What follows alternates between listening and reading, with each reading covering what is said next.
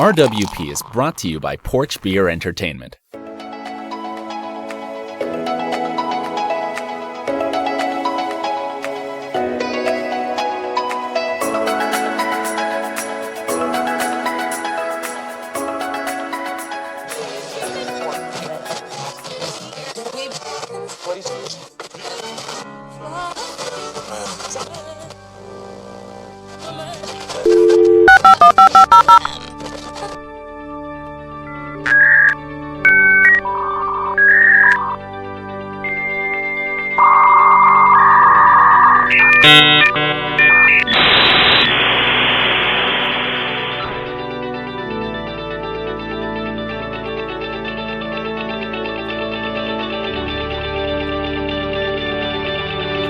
I'm just going to keep saying the name. It's the Random Word Podcast. You got to understand what that means, right?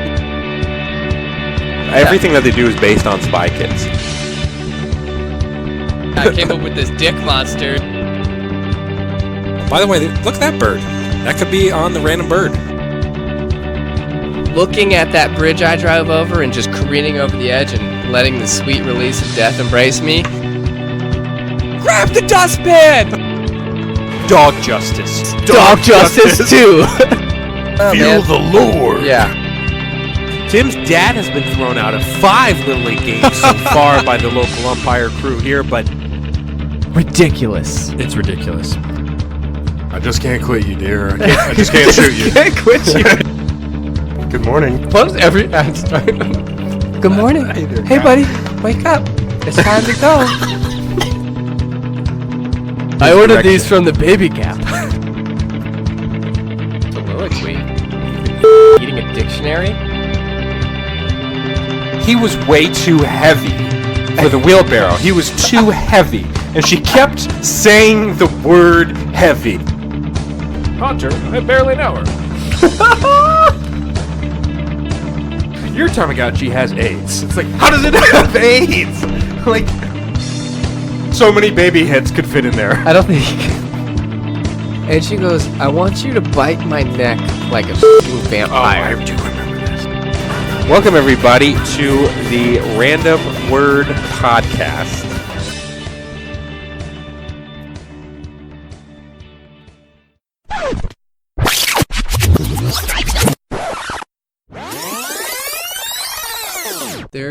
There's one time, so I stopped skateboarding. Mm-hmm. Thank God. Like in freshman year because we kept getting like caught like trespassing and stuff. Yeah. And like when you're a minor, like you can get so many before you actually have to go to like a court. Yeah. To like talk about it. And so I was like one away from that because there's the one that led to it. So we were we were skating in downtown Herndon and there's a courthouse. Yep. We didn't know it was a courthouse. And so we're going in this parking garage. Oh, God. And we're just tearing it up in there. Yeah. And all of a sudden, kick flips. Yeah, all of a sudden, like 4 cop cars come screeching out. This one kid just starts running, and he's like, "You do know if you run, we can tase you."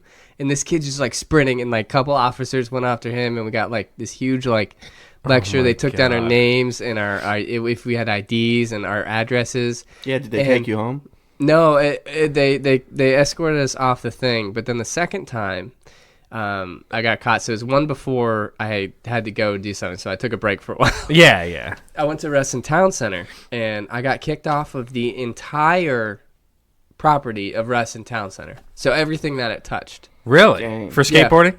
Yeah. So we was in the parking garage. There's a group of us, and we were like going through really fast, and like we were up on the roof most of the time.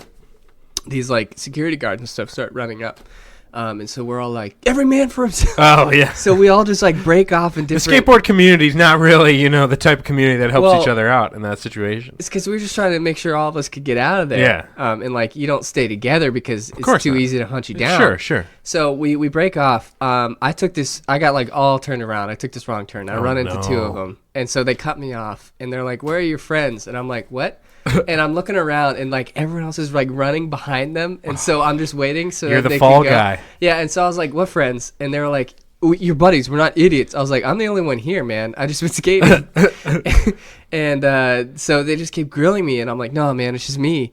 And so they end up like they take me out of the parking garage, and everyone else got caught at the bottom. So it was pointless.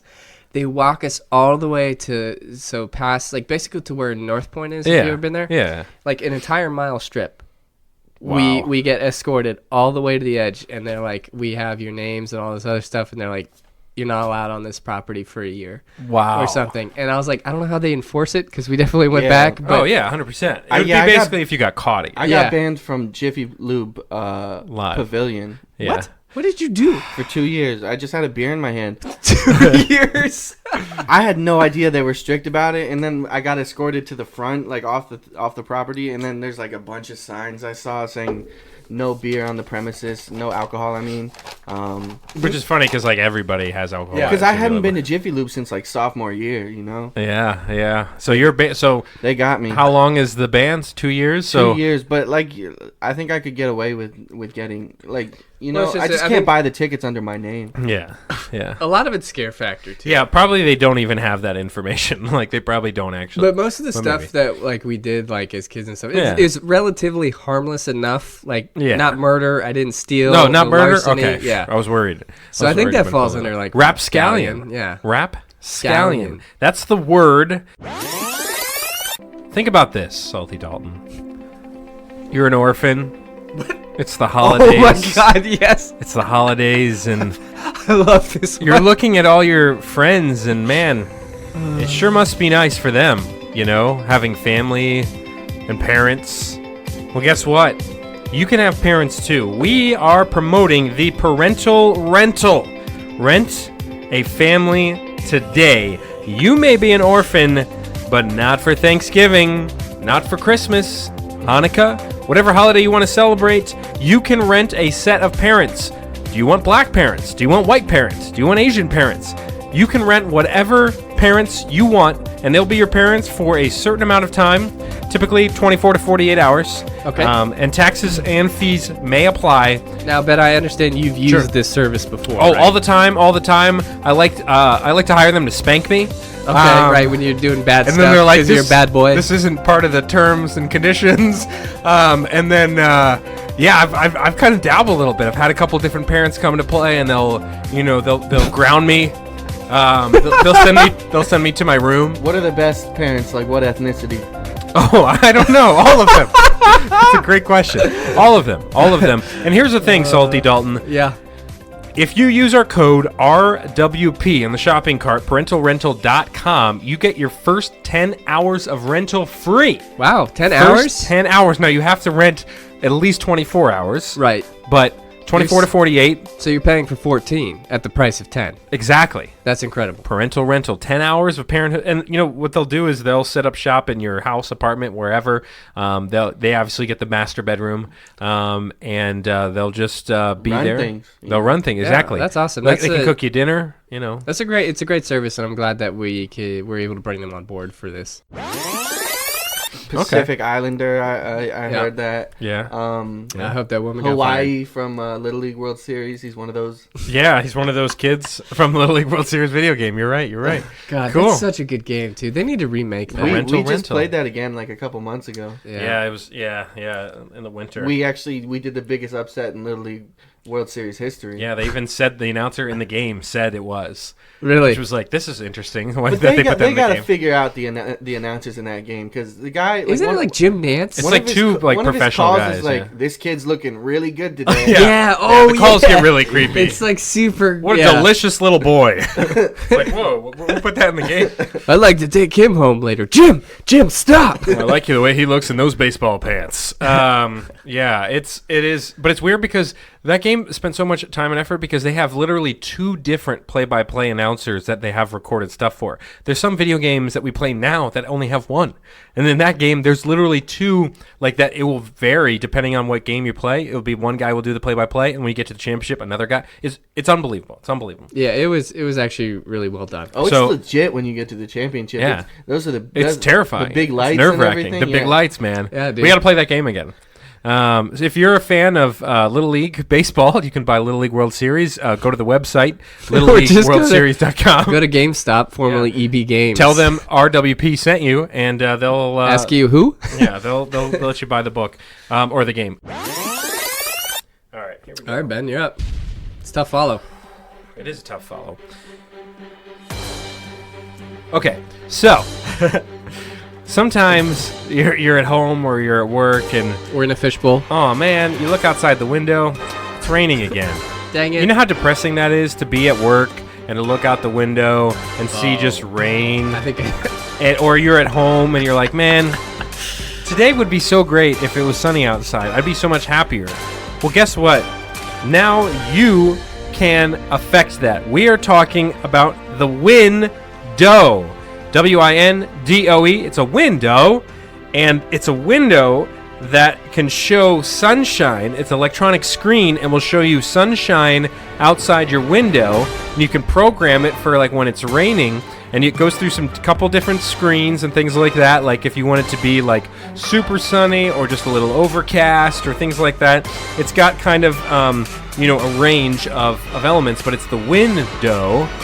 And that is the invention. So window, why do you keep emphasizing window? The dough, yeah. D-O-E. My private Twitter @name used to be I'm a pimp dough, D-O-E. Yeah. Dough, yeah. D-O-E. It's a win. It's a win. But I don't understand how that. What do you mean dough? So That's let just me. the name. Why don't you just let say me get this window? straight. So it goes on. It just any window.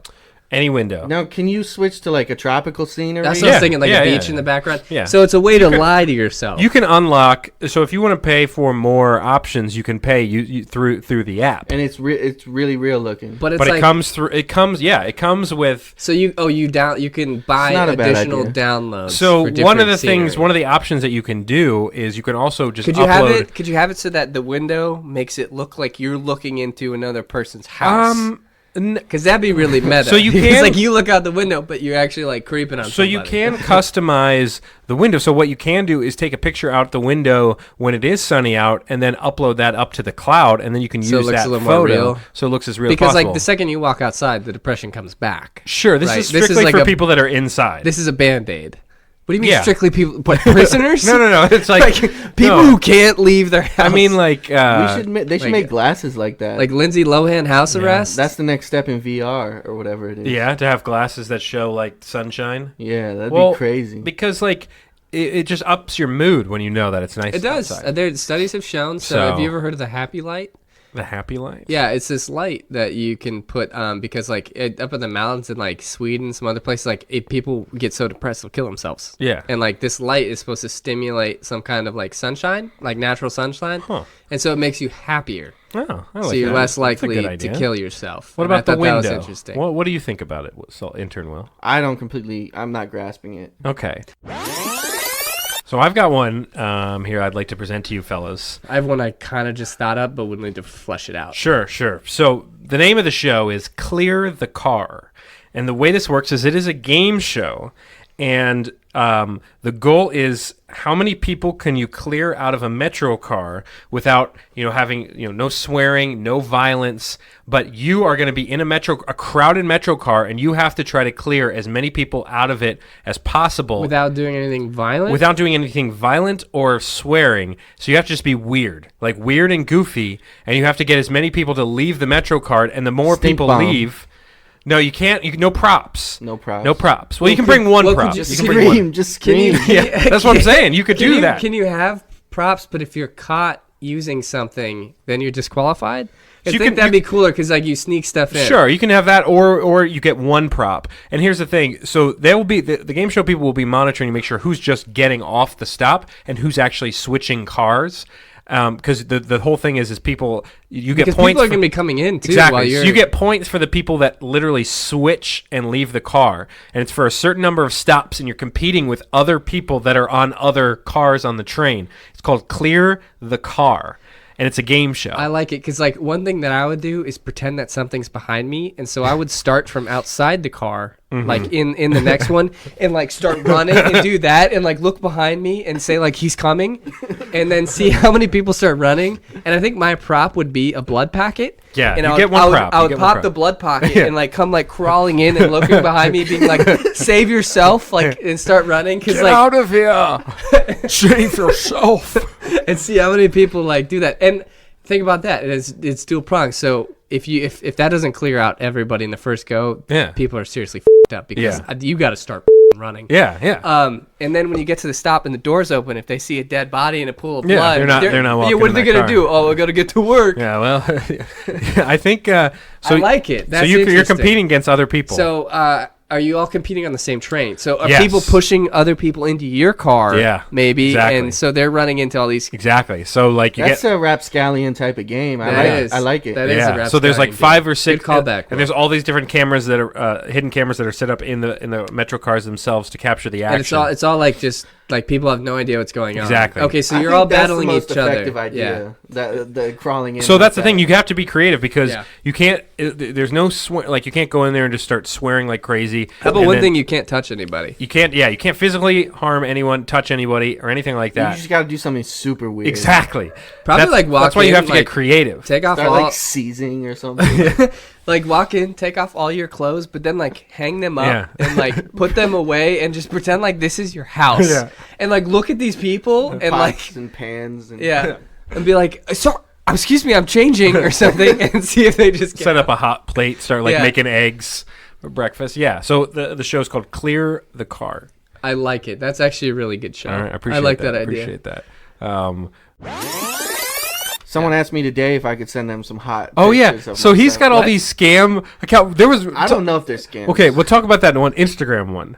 Remember the Instagram one? Are you getting I get so many Instagram Well, yeah, I get bots every that are- single day, but then, but there was the one where you were talking to them, and like we could, you and I could tell like, oh, this is definitely a fake person, and then they pitched you this business opportunity where they were like, I work at a bank. Oh yeah, yeah. Oh, yeah, That yeah. was on Twitter. Yeah, it was on Twitter. Really bad, like a bad girl on Twitter. Like she just DM'd me and she just taught me how to basically beat the system and get some money. She was like, so it was clearly a scam, but like the scam was to fake Venmo It like was very transactions. complex. And so basically it was like a one or two back and forth texts, and then suddenly this person sends this long instruction panel for, okay, Here's how you hack And into she's the like- world. And then she's like, "Yeah, and you send me my cut at the end." And I was like, "Let me take you on a date first." and then Because she was attractive, and she was like, "We'll see what we can make happen," or something like that. yeah, she was like, no. She was like, maybe later, like maybe after, but first you have to do this. And then you were like, no, I take me wonder- on a date. And then she I was like, wonder no, how after. many times. What's their success rate on that? Dude, Yeah, it's- I'm friends with some scammers, and Because it's always like want to make money quick. I've never heard of one that detailed.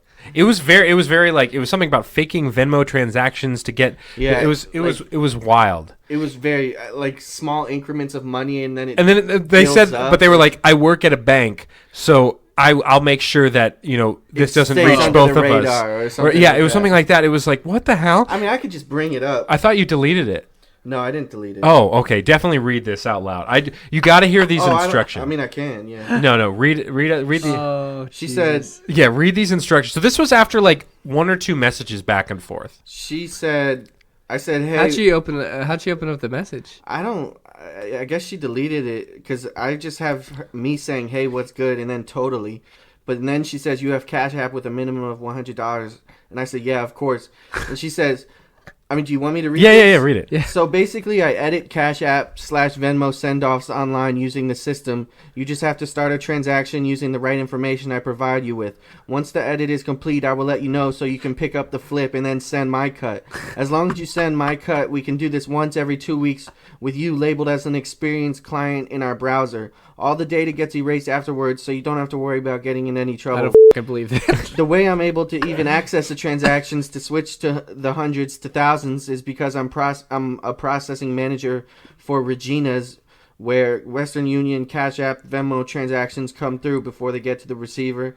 I'm the one in charge of finalizing everything after it's sent. I can't touch any money. That's why I asked for you to send my cut when you receive the flip. If anything was to go wrong, your money would be refunded back to you instantly with an additional $250. So sound fair or what, hun? So there's one flag that I have in that entire thing. Sure. Your money will be refunded to you. This is all based on you putting in a minimum of $100 or something. Exactly. So literally, they're just stealing money. Yes. Yeah. And your information. Don't worry, dude. If for some reason the money isn't refunded, we'll give it back to you and give you an extra $250 on the top. I love it. Fucking won't. I love it. But That's then amazing. But then you said to her, because I was with him and we were like, because we knew it was a scam, so I was like, ask her out on a date and see what she says. Yeah, I said, can I take her out on a date first? And she was like, afterwards we can make something happen. And I said before, and she said, yeah, no, gotta do it after, promise you. And then I ended it with, thanks, hun, can't wait to rob these banks with you. And then I blocked her. Yeah. Do's and don'ts. Don'ts. This is the segment where we give you some advice, like don't get catfished, about some different scenarios and different things. And Intern Will, we've got a good first one here, because this is something you're into and interested in, I feel like. So some do's and don'ts for street fighting. Yep. Street fighting. Street definitely. fighting. So my first do for street fighting is So one thing that you want to always do is stretch and warm up. So even if this guy, you're kind of ready, he's ready to fight you, you're ready to fight him, you still got to take a step and tell, even to him, you hold up your hand and go, hey man, before we do this, we got to stretch a little bit. We're getting older. Yeah. You know, we don't want to tear any muscles, stuff like that. Let's just stretch it out. And then you can even help him kind of stretch out the arm a little bit. You'll stretch out too. Get Kimbo. Oh, I guess Kimbo's dead. Kimbo's Yeah, Kimbo's definitely dead. Dude, but kind of stretch it out a little bit, and then be like, all right, now we're ready. Now we It can gives you fight. the appearance that you know what you're doing. Exactly. Like the fact that you're even like being like, all right, let me get ready for this. So you want me to say my do and don't? Yeah. Do you have a do? We'll say your do. Say just your do. Do is pretty practical. Just keep your hands up. You know, that's a do. Keep them blocking your face. Don't forget about the legs, because street fighting, people will use legs on you. You'll get a blind kick out of nowhere, and that'll put you down. Yeah. So Okay, so keep your hands up. Don't forget the legs. See, do for a street fight. One thing that you could do, kind of make yourself more intimidating, is they don't have to be real weapons, but have a lot of fake, real-looking weapons on you. So when somebody's trying to fight you, what you do is say, "Let's make this interesting," and you take out the gun. Yeah. Pop out the clip, throw it on the ground. Take out a knife, throw it on the ground. Take out a grenade, throw it on the ground. You want to look Just to intimidate him. just Yeah. intimidating. Be like, hey man, let's do this like a samurai sword. like men. So you're just taking weapons and Yeah. putting them on the ground, being like, I could have killed you 6 times Yeah. already, but let's do this man on man, and then that will hopefully make them so scared that they just they back down. Yeah, that's pretty good. That's pretty good. My don't for street fighting.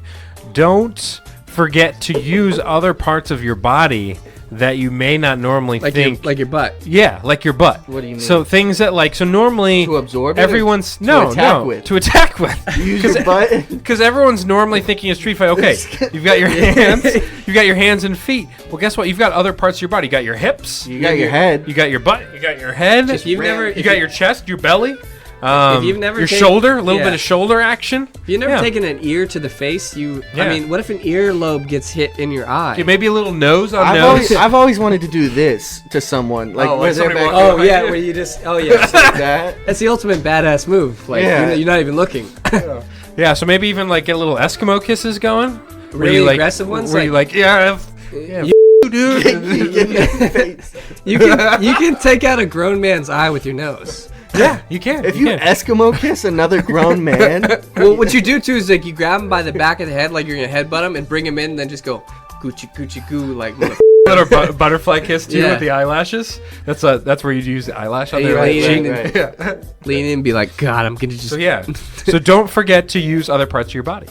Do you have a good don't for a street fight? my don't forget the legs. Oh, Don't forget the legs. okay. Don't forget the legs. Gotcha. Because I've watched street fights and people will just break out the legs. UFC is the new boxing, you know. yeah, yeah. my don't get scared, get crazy. Yeah, So one of that's the a good first one. rules, kind of like in prison, That's how I am. is you need to be like literally look insane. So like Yeah. if it means like stripping off all of your clothes Yep. to fight this man, and he will be so weirded out. First of all, no one wants to fight a naked dude. No. Second of all, Not like at all. you Especially need with to a seem dick so swinging. Yeah, like you need to seem so crazy. Tuck maybe- it. Be like, hold on, Yeah. before we fight, That and then shit tuck it is- through your that's legs. swanging. Yeah, You or gotta like tuck it like Adam Devine. or like or maybe or Like, maybe before we fight, I gotta get this out of the way, and then Yeah. you just kind of push it back there Oh, and tuck man. it between your legs. or maybe Tape it back. maybe you Like, there's no way that guy's gonna But fight the you. crazy route is definitely That's the what I'm route saying. to It's go. like maybe you do a fight club. You just start punching yourself in the face to get like get hyped ready up. for Yeah. it. Yeah. Just if you look insane, they don't want to be that guy who other people see fighting a crazy person. Yeah, they don't. Grab a squirrel and just take a bite out of Yeah, it. just Ozzy Osbourne it. Just tear that up. Oh my Yeah, because God. they don't want to be No. like nobody wants to fight a naked guy, no A honestly, crazy guy. like Yeah. a naked crazy. The only guy, time yeah. anyone will ever fight a naked guy is if it's to survive. If you're Yeah. like trying to start beef on the Sure, streets, or you're like on an island. First thing I'm doing That's the is first reaction. First thing I'm Let's doing go, is bro. dropping my drawers Yeah. and being like, "Let's do this, Let's do bro." this. That's Yeah. smart. and then you Maybe you say like, maybe we should shake first, and you go for his crotch, Yeah. and he's trying to grab yours. you combine our two, and then you get naked, and then use those parts of your body towards them. Do that again. a little bit of that. Beyonce. I am Beyonce. It's called the Beyonce. Really, you were a biker. Yeah, I went to a You were a bike camp skateboarder, biker. in Connecticut. It was like a week sleep away. What? Yes, I went up. I so did not know this. I played baseball with a really good friend I had growing up, and A bike camp. yeah, and we went to like some like cow roofing camps and stuff together. He moved away. It was super sad, but then we stayed in touch for a little while, and his family was like, "Hey, why don't you come do this camp?" Because like I bike all the time and stuff. And he's like, "Yeah, he's Sure. getting into biking. Why don't you guys do this camp?" I must have been like, I don't know, 13 or 14, and so I go up to Connecticut, stay with his family, and we bike all over Connecticut. I'm talking like 40, 50 miles in one day. Oh my god. This van has all our bikes. That sounds terrible. Drops us off somewhere. The driver drives, you How, know, how old are you? 50, 60 miles away, 13, 14. Oh my god. And so we would just like bike, and we'd have lunch, and we eat there, and we learn how to like, you know, trail bike, and we would just bike for like 40, 50 miles a day, and we do this Wow. every day for a week. Did they feed you? That's a big question. We brought lunch, yeah. Wow. Okay. And Jesus so you just, Christ. Yeah, it's pretty wild, and I God. don't remember. I just don't. It was a really weird thing to do. Yeah. It's a very niche camp, and it wasn't even like a training camp. It was just like, hey, and they were all our age, and there's a bunch of girls. I bunch told of you about guys. Red Cross camp, right? No, How I went to Red Cross camp as a kid. what is Because that? there was one summer where my mom and dad decided, like, hey, we're not going to let you just sit around this summer. We're going to send you to Make a bunch you give of camps. blood every day. So they literally, no, the camp was not just you giving blood. just a bunch of kids on beds giving no, blood. that was not the camp. And no one can participate in rec time because they Yeah. lost blood. So they're just lying around Yeah, not quite. So it wasn't. It was basically. harvesting. So it was a Red Cross camp, and it was like a week of you preparing for like disaster relief, like That's a good thing to teach 9-year-olds. as if. And I was definitely pretty young. It was like as if you were going to be going and sent. Jimmy, to, put on that tourniquet. exactly. It was like if you were going to be sent to like New Orleans during like the 9/11? the big I'm just storm kidding. they had. Yeah, during 9/11 there. And like every day you did like some sort of disaster relief like training, and it was. I mean, I'm all for it. The but problem again, is I that's a don't weird remember thing to- anything from it. It didn't help me, but here's the thing about that camp though was so there was an older guy and an older girl. Like I think they were probably in high school. We were in like middle school, and like they kind of were vibing the whole time and Hold on. flirting. How? What's the age range for this camp? So it Was was, it a like it was a 30-year-olds wide range. and- No, it was kids, but like there was some like a little bit older crowd. So there was like two high school people that didn't know each other, and they were kind of vibing. And then there was a middle school girl, and I was in middle school, and then like we were a little. I was vibing. about to ask if you had have you had a camp love or like a So camp? that's what this girl was, Okay. and she was my camp love, and we like kind of got along. And then the older people that were flirting, they kind of like were trying to encourage like me and the other guy to like, not me and the other guy. Oh yeah, nice, nice. No, they were trying to like Nice. push me and that girl like kind of together. So they were like egging it on, and then like So the guy would Did like you pull the guy would pull me aside and he'd be like, "Hey man, you know you got to ask for a number, right?" I was like, "Oh, I did not know that." And then he's like, "Yeah, you got to do that." I was like, "Okay." And I was It's like the people on the bus. That one guy you were telling me about that like "Oh, taught the people love how guy, to kiss. Kaz, Kaz, I think was his name." So on the last day of camp, I had finally worked up the courage to ask for her phone number. So I asked for it, and then she gave me a number, and I was hyped, man. I was like, "Oh, this is incredible." I was like, but the guy had told me, he's like, "You're gonna get her number, but you got to wait a couple weeks before you call her." That's what he told me. So a couple weeks passed by. I'm glad I don't have to date anymore. I call the number. What seemed to be a much older Hispanic man answered the phone. Was it the dad? No, she was not Hispanic. She was as white as they come. Now, it's not to say that white people can't have an Hispanic parent, but it was not. I was like, "Oh, is this Brenda or whatever her name was?" And then, or is this Brenda's phone? And he was like, "What?"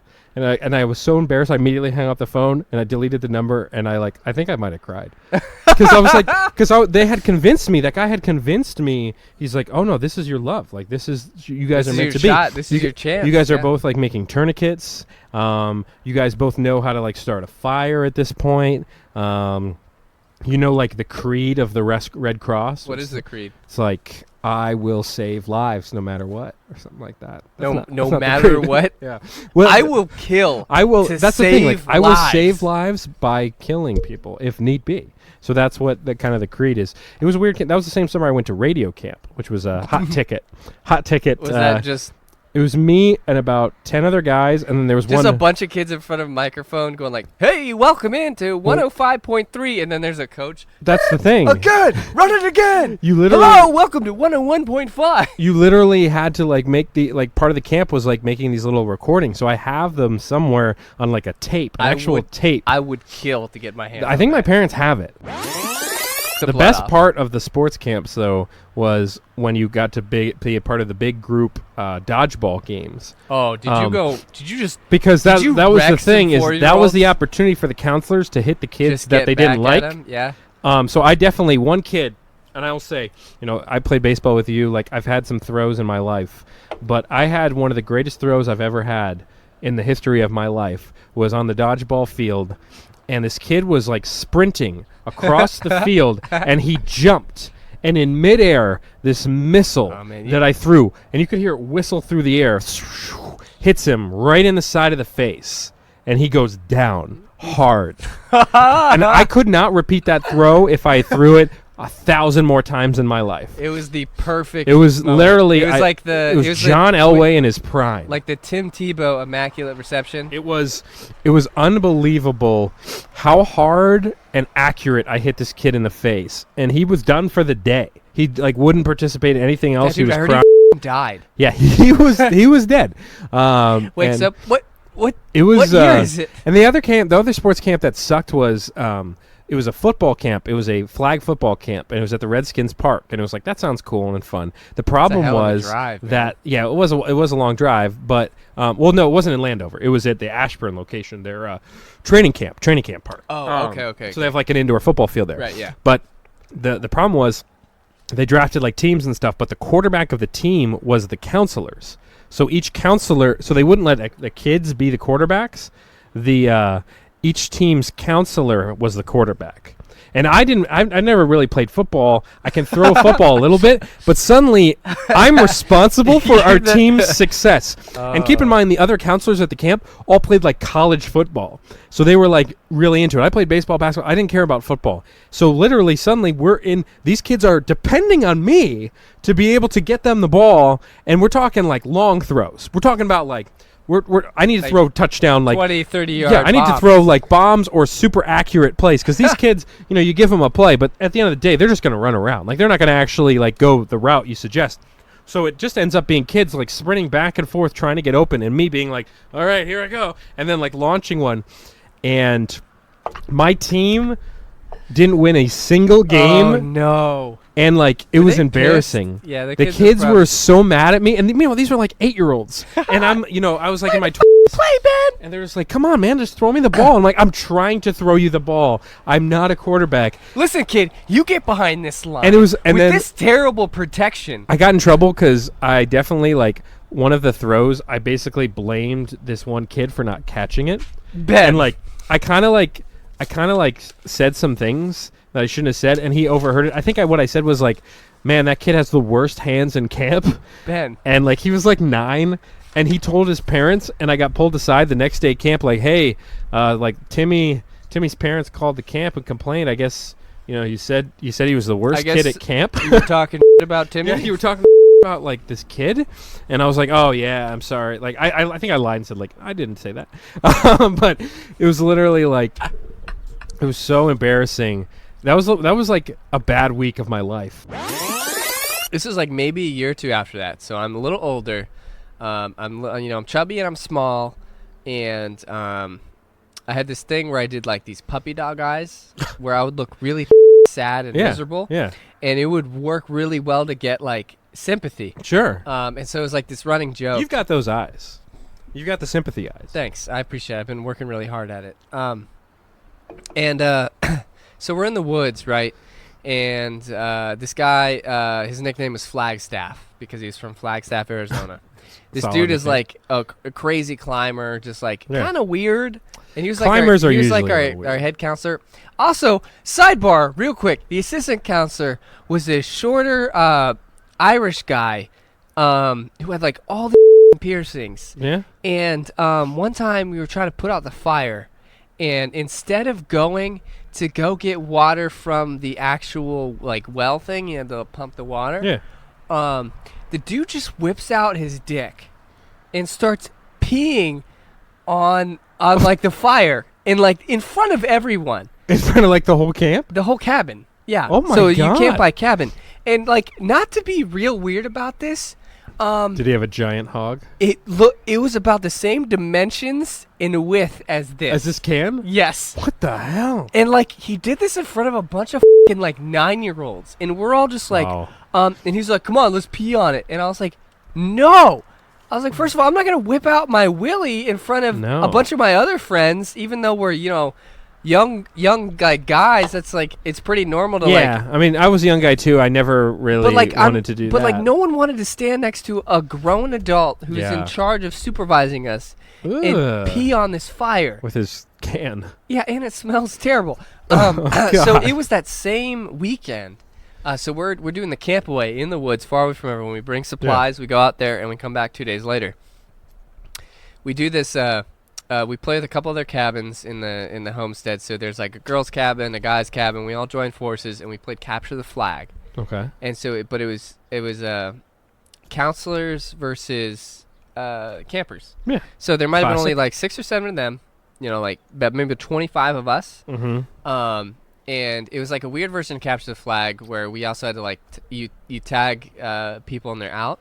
Well, this guy Flagstaff climbs. I'm not even joking when I say probably about 50 feet up this tree, and just sets up like he like relaxes like he's in a hammock in this like, and it's so skinny at the top. He's 50 feet up in the air with the flag. We're searching for hours. Oh my God. So it starts to get dark, and we're like, all right, we give up. And all the other counselors have been caught at this point because we just mobbed them. Because they try to run and take our flag. And then we hear like, ha, and like 50 feet up, we all look up, and he's in this, he's in like, I think it's like an oak tree, and it's right next to this holly tree for reference. Sure. And the holly tree is really skinny, and it's got a bunch of those spikes on it. Yeah. He's so far up there. None of us know how he got up there. He didn't have any rope. He was just like a weird flying, like, climbing monkey. And we're all like, all right, come back down. And he's like, all right, like, should I jump to this other tree as like a joke or something? And some of the counselors like, yeah, do it and like slide down. Oh no. And he's like, no, I'm not gonna do it. And then like a lot of people start chanting like, do it, Oh, do it. that's the worst. He's like 50 feet up. And then they're like, Dalton, come over here and do the puppy dog eyes. And I was like, Your eyes were used for evil. And so I like did the thing where I was like, please. And I like looked at him. I was like, please, just do it. We all want to see it or something. And, like they were making me do this. The dude jumps, right? Makes it. Like he didn't fall 50 feet to his death. But what happened is that would have been a different he story. grabbed the holly tree, but it's so Slides skinny. down. He slid down like a fireman pole, couldn't stop himself, and so he's hitting all these branches on the way down. Oh my God. He slides all the way to the ground. He's screaming in pain, and so we're like, oh, okay. And he got to the ground. He was all right. He's wearing shorts and a t-shirt, And then he looks at the other counselor and goes, you need to radio to get someone to pick me up. And then he goes like this, and the entire inside of his arms and the inside of his legs were absolutely pouring blood. He shaved off all the skin there. He had to go to the hospital. He was there for the rest of the week. We did not see him for another week, and he came back with bandages all over, and he couldn't move very well. And then after that, I never saw him work at the camp again. And I went like 3 more years after that. Your eyes were literally used for evil, and I haven't used them since. That's incredible. I filed those away. Yeah, that's incredible. It was a wild, like, hearing him scream and watching him fall that way. All of us were just like, "What do we do?" Jesus Christ! Yeah, he was like screaming. He's like, "What? Oh my!" And he's like, "Can't call something." Like, and you're just like watching he was, like, it super happen. calm at first, and then the pain set in, and he was done. Because that's what happens with some of those big cuts. Is like it doesn't hit you initially, and then the blood starts pouring, and then you're like screwed. Yeah. Wow. It's insane. Wow. Yeah. It is time for Fishbowl, the segment where we pitch terrible, useful investment opportunities. And the reason why Richard here is a great person to talk to here, because this man, Salty Dalton, he's an inventor.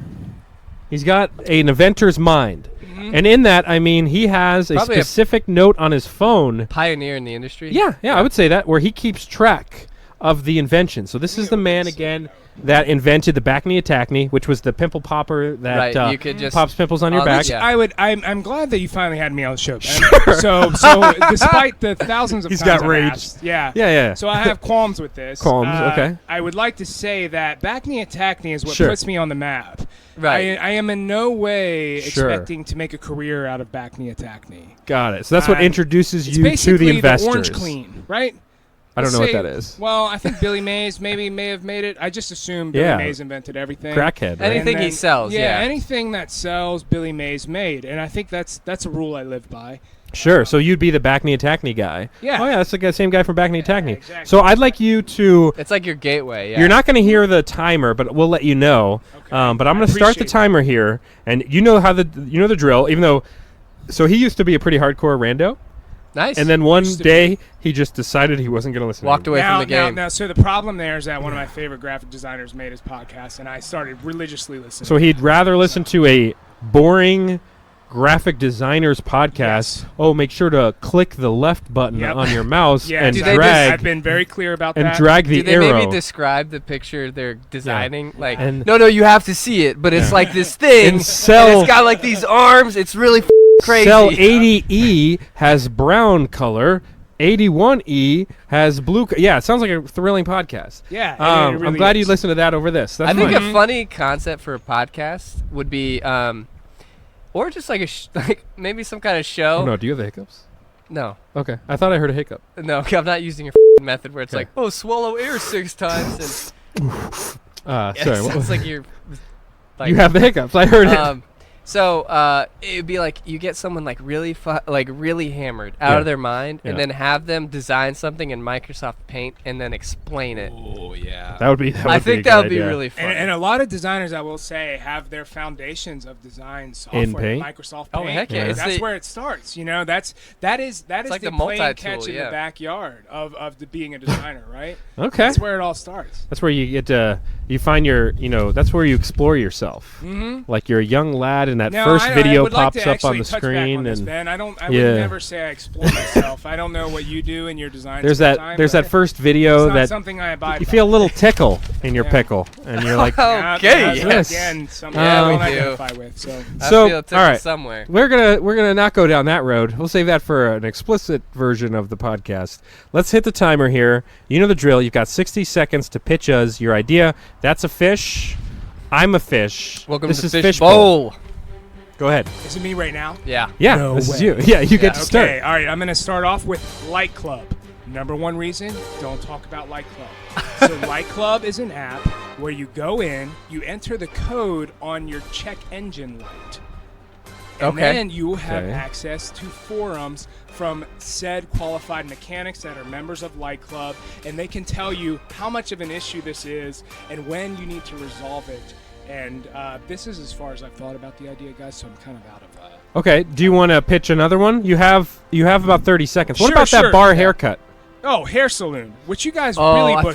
love that name. Hair salon is actually it's really like a place of male camaraderie and also female camaraderie if they so choose. But this is a place where you can get your hair cut by qualified professionals and actually also have a beer or a drink on the rocks. Okay. Or neat, Okay. however you so choose. So hair salon. Hair salon is one. Dun, But dun, I know dun, I dun. have two others, but whatever. Okay. So right now we're working with Light Club and a hair salon.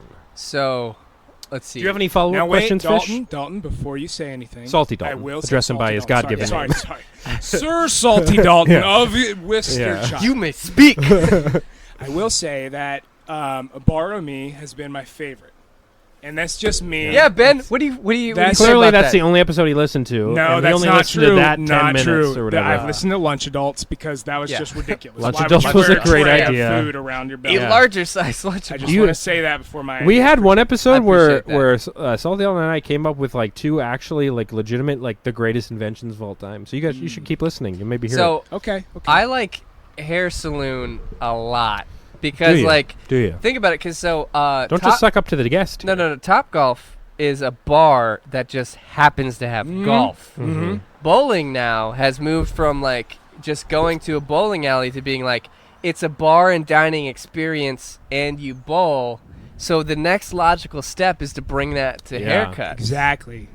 And like I also hate getting my hair cut, so the thing that would make it easier for me is Is if a I beer? was able to just have a beer or take a Loosen shot. up. Yeah, Loosen loosen up a little bit. Right? That Okay. way, and think about it, you will never have a bad review as a barber if all of your clients are pretty drunk. They're going to be like, this looks amazing.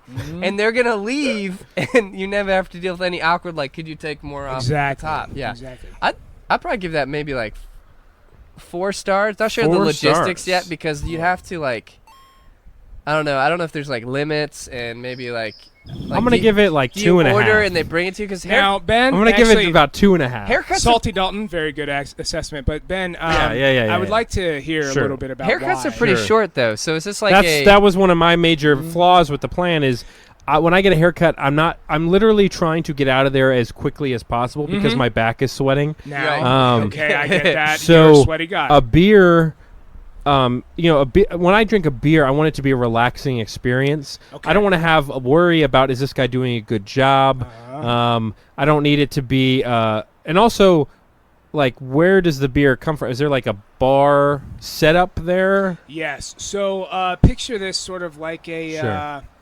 almost like a CC's, where you have your pizza on one side and then maybe in the back instead of an arcade. I wouldn't use CC's as your business model. It's the best. Picture this luxury. Picture this. You Yeah. walk into a CC's, right? It's the pinnacle of human achievement. Picture a CC setup, but Okay. instead of pizza, we have barber chairs and haircut station. On plates. Now in the back, where we So- have drinks and I don't know. The arcades, CC's you've thrown me we off. The have CC's is just it's CC's is a cheers. buffet. It's cheers and food. So It's you're a buffet. playing- No, but I'm failing to see the problem that you guys are describing. What about this, Ben? What about Sure, what sure, about sure. if so I've been to like a barber lounge before where they Yeah. do like the whole 9 yards Yeah, and like yeah, they yeah. actually do like head massages Ooh, and I like, love the massages. and crazy stuff. What And about I'm this? always like, why are you going if they- underneath my... What if they put on VR goggles Yeah. for you? You have a beer, you have goggles on, you're watching a sports Now, game. goggles is tough, though, because they got to cut your hair. They've got to be goggles that specifically, like, Okay, just fine, cover they your eye. suction to your eyes. I Okay, don't know. so you're wearing swim goggles, and you've got a beer, and you can't see where your mouth is, and you're spilling beer all over Why the do you need to place. see where your mouth is? You know how to drink. I have to... You have to... close you have to your eyes follow and it close through. your eyes and take a sip. No. You just throw it all over the window. It's the drinking problem. I do like hair salon. The Light app is how do you find the code for this? It's easy. Actually, so now here's the thing. I'm glad you brought that Can't up. you just do this at, I'm pretty sure you can Mechanic drive to shop? any mechanic shop, and now they'll, you can. they'll I'm plug in the glad- thing. I'm really glad you said that, Benjamin. So Ben, you can drive to any mechanic shop or Sure. any AutoZone, Advanced Auto said place. But now the thing you don't know about those places, they always have some sort of angle where they True. This is true. so they could be like, oh, you're said freaking pipe is broken. I don't know. Car Yeah, parts. the pipe in the car. But they have some sort of leeway there where they're like, we could sell guy this said pipe, right? Same with the mechanic shop. We need to get this guy to pay for our services. Well, you do have to pay a flat rate just to The walk in same. The thing about Light Club is that you can get these unbiased support opinions of how important of an issue this is. Anytime you go to an or a mechanic shop, But you're trusting other car users. yeah. Car users And is the people- weirdest way to drivers. describe that. Yeah, so Yeah, basically this- it's the, like, car hey, user. Ben said that he had this code and he still drove like 20,000 miles. It's not a big deal. I just don't know if I would trust. How do you get other the drivers. code though? Because all I see Yeah. is the light go off, Yeah. and then I'm like, how do you get? Well, yeah, so that's the thing. You do have, You have to start install off. No, the Light no. Club code reader Okay. for $59.99 Okay, a wise month. guy. Okay, so you either start off by having your said check engine light reader, or you have to go to an advanced auto. Yeah. So Well, basically, they'll already tell you what's wrong with it. no. What I envision happening is that I would go to an AutoZone Sure. and they're like, "You have code 062A." So you'd like scribble it down real quick. Let me Yeah, let me and I'd be contact like, Light Club. "Yeah, right, and then you- Jared. I don't care about this." so then you and go to the light club, then you and then go they to tell light Hey club. guys, this is what they told me. and tell you you would be what to do like, about Your it. car's code about to blow 062A. up. Yeah. I guess it'd be cool having like actual Yeah. mechanics talk to you, but You're a it big just- like app club guy apps are the way to go. Mobile first. That's what I'm saying. because you have that other one with the sweaters. Yeah, that's Bacardigan. I don't know if that one's ready to present yet, but I Okay. have cardigan. Cardigan. Cardigan, Yeah. which is Interesting. mix of Bacardi and Cardigan. That Alright. one, I have an NDA that I've signed. Sure. Okay, right. With yourself. Intellectual With myself. property. This is my NDA. Do not sell itself. It's my turn. We'll talk about that. And so Yeah, at least you got him at work. here's something that people really, really love. And that is when fast food chains combine into one restaurant. For Ooh. example, McTaco Hut? well, no, because those are three separate things. I mean, there's a Wendy's, not Wendy's. There's a Taco Bell KFC crossover restaurant. There's one in Sterling where it's like you can literally order off of both menus. There's a couple examples of this throughout human history. Pizza Hut and Taco Bell. I So think is one. what I would Yeah. like to propose is it's not an invention. It's actually an investment opportunity. Me personally, I am starting a business where I am combining fast food restaurants into a double restaurant, and I'm taking some of our classics, or your McDonald's, your Wendy's, your Burger Kings, and I am fusing them with the other restaurants that we love. And the name like, is? well, it's not an invention. You're out of time, sir. It's a business opportunity. You're wasting all of our You're time. looking So- for investors. What Yeah. I'm looking for investors because what I've received the rights from McDonald's, Burger King, and Wendy's to combine with Mexican restaurants, Taco Bell, Qdoba. So is this a 6-in-1? No. These are different Or you're locations. pairing them off? Basically, I'm pairing them off, and Like the investment Anita's- opportunity, I'm spreading them across the country, and I'm Like- doing more of these combinations. Like, would you call it like Taco Donald? Because here's the thing. The greatest thing about those places is if I go to the KFC Taco Bell crossover that exists right now, I can order a bucket of chicken and 5 quesadillas. Okay, but it's... Which is incredible. I guess I'm misunderstanding concepts. So you're saying they Sure. share the same building, Yeah. and you can... They have one giant menu. This is Right. a real thing. And you can, no, I'm aware. And Okay, you can order off both menus. Yes. Because Dunkin' Donuts and Baskin Robbins does this. Yes, where you can get ice cream coffee. Right, but are they combining the actual, like, can I order a Crunchwrap Supreme? Yes. But instead, it's got fried chicken inside. No. So they're not merging They're separate recipes. items, but it's in the same location, Oh. same So you- drive-through. So you came under Fishbowl, and you're pitching an idea that already exists. Yes, yeah, that's but- where I'm actually failing, Ben. I don't see the difference between yeah. what has already happened Like, and what you're is your pitching. revolutionary new combo Taco Bell and McDonald's? That's one of them, yeah. So that's like groundbreaking. That's never been done. They've never combined. No. Ever. So we've got the licensing to do Okay. that. Oh, God. Cool. I mean, it's not really an invention. I guess No. it's a business opportunity. Yeah. And I appreciate you bringing one of those because we haven't had one in a while. You're kind of setting me up here. And You're buttering me up. I really appreciate your time, the effort you've spent developing this, and I'm probably just going to give you like maybe 2 stars. I don't want to be a jerk, but like 1. And that's just because that's So the you guys minimum. are saying you would not like to see more combination no, of fast food but restaurants? I don't think I this think, is an invention. It is, yeah. It's just like So- something Sure. that is inevitable with the people that have already done But this. it doesn't exist. No, I Like- Well, we don't know that because We I don't feel know. like They could be working out the I feel like logistics. your research is like in the like 20-mile radius from here, Yeah. right? Yeah, so like where I live. I guarantee you. So I'd like probably it specifically around here. in Kansas. I'm sure someone has come up with the idea, been like, You don't know that. McDonald's, KFC, let's Right. do it. Well, one thing, Ben, that I would like to say about this is you should watch the movie Founder. Never Yeah, realized, I've seen that. Yeah, yeah. Never It's about realized, McDonald's, yeah. But with the amount of influence the real estate game has in the fast food business, I think that's where your research needs to start. Yeah. Okay. All right. Look, I mean, guys. honestly, I appreciate the concept, but it just doesn't seem like it's innovative, you know? Okay. Well, if you guys say so. I mean, I'm just saying, like, We said so. just wait till Yeah. this pops up. Hey, man, and listen, I appreciate you still Okay. standing here, but you Yeah, should I'm not- probably just go. I'm not a child, gentlemen. Listen, I'm a grown man. I'm a big man. sir, Big the- boy. The door's I'm open. mama's big boy. Mama's big. So, the other thing was, so we had a discussion today in the office, in regards to Harry Potter. I assume you're familiar Yep. with the both the literature and the movies. I was more of a fan of the literature. Yeah, of course, because you're a nerd. So we were, because the conversation was we were going around, not the whole like, oh, what house were you? Like everyone's done that, but we were like, like I was talking to Ricky, who was on the podcast last week, and we were talking about which character from Harry Potter are you? Because I said Ron Weasley for me. I was like, I'm immediately a Ron. I mean, I get sexier as the movies go through. I'm the Right. comic relief. I get with Hermione. Clearly, I'm Ron. Him, I said, you're either a Dementor or that janitor guy with the cat. Mr. Finch. Yeah, he didn't appreciate that.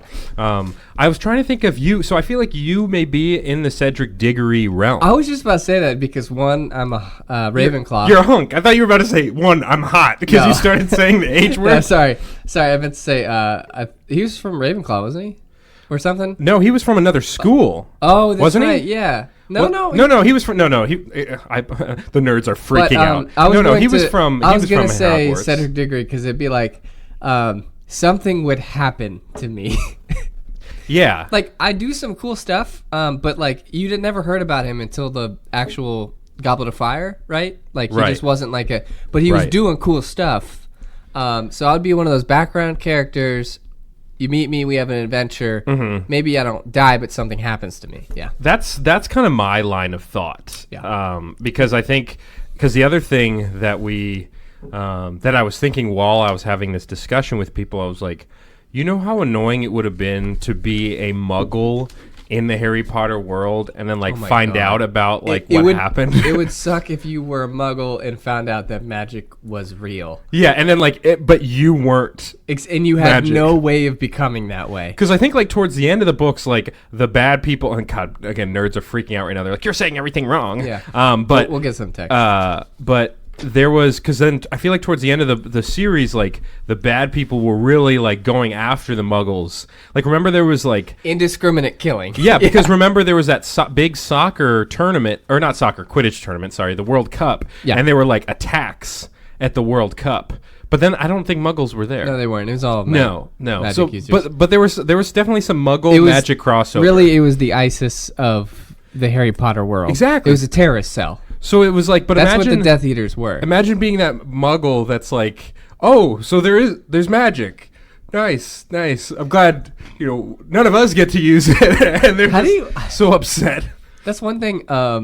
And like I think it's funny now that like I don't know if you've seen everything about like the J.K. Rowling recently and everything. How Yeah, she's like turning everybody gay. in the everyone gay. books. She's just like, well, I didn't specify, so it was up to your imagination. I'm like, what?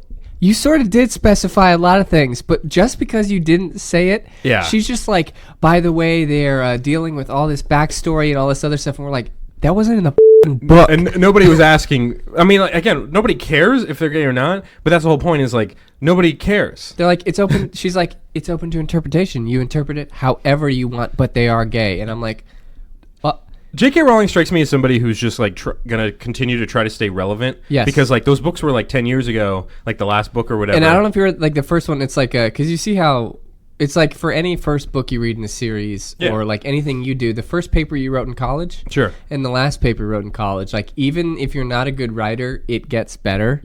And so like the writing style and how like short the books were, Yeah.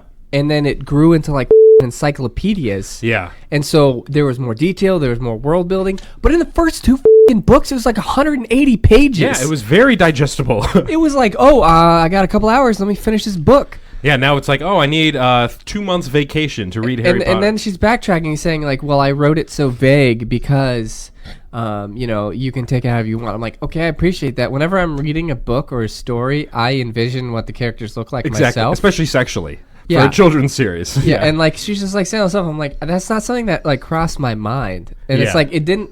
And what it does to me, and maybe it's different for people who identify with that. Sure. But like, it doesn't change the content of the book. No, not at all. It doesn't like put a revolutionary spin on it. Dumbledore wanted to Harry's Okay, Yeah. I get it now. But it's just like, it didn't change the fundamental value of Harry Potter. And so then I'm just like, is there any value added in backtracking and doing that? Because it's like, the whole thing is like, cool, and we're all like, that's cool if that's what the character design was. Great. Listen, it doesn't change the fact I love Harry Potter. It doesn't matter whose character and what they sexually identify as or anything. And she's like drawing attention to it It's when just it's very supposed unnecessary. to. It is because It's extremely it's doing the opposite. Yeah. Because instead of being like, hey, accept people for who they are, she's just like taking the book and slamming it in your face, being like, they are LGBTQ. Yeah.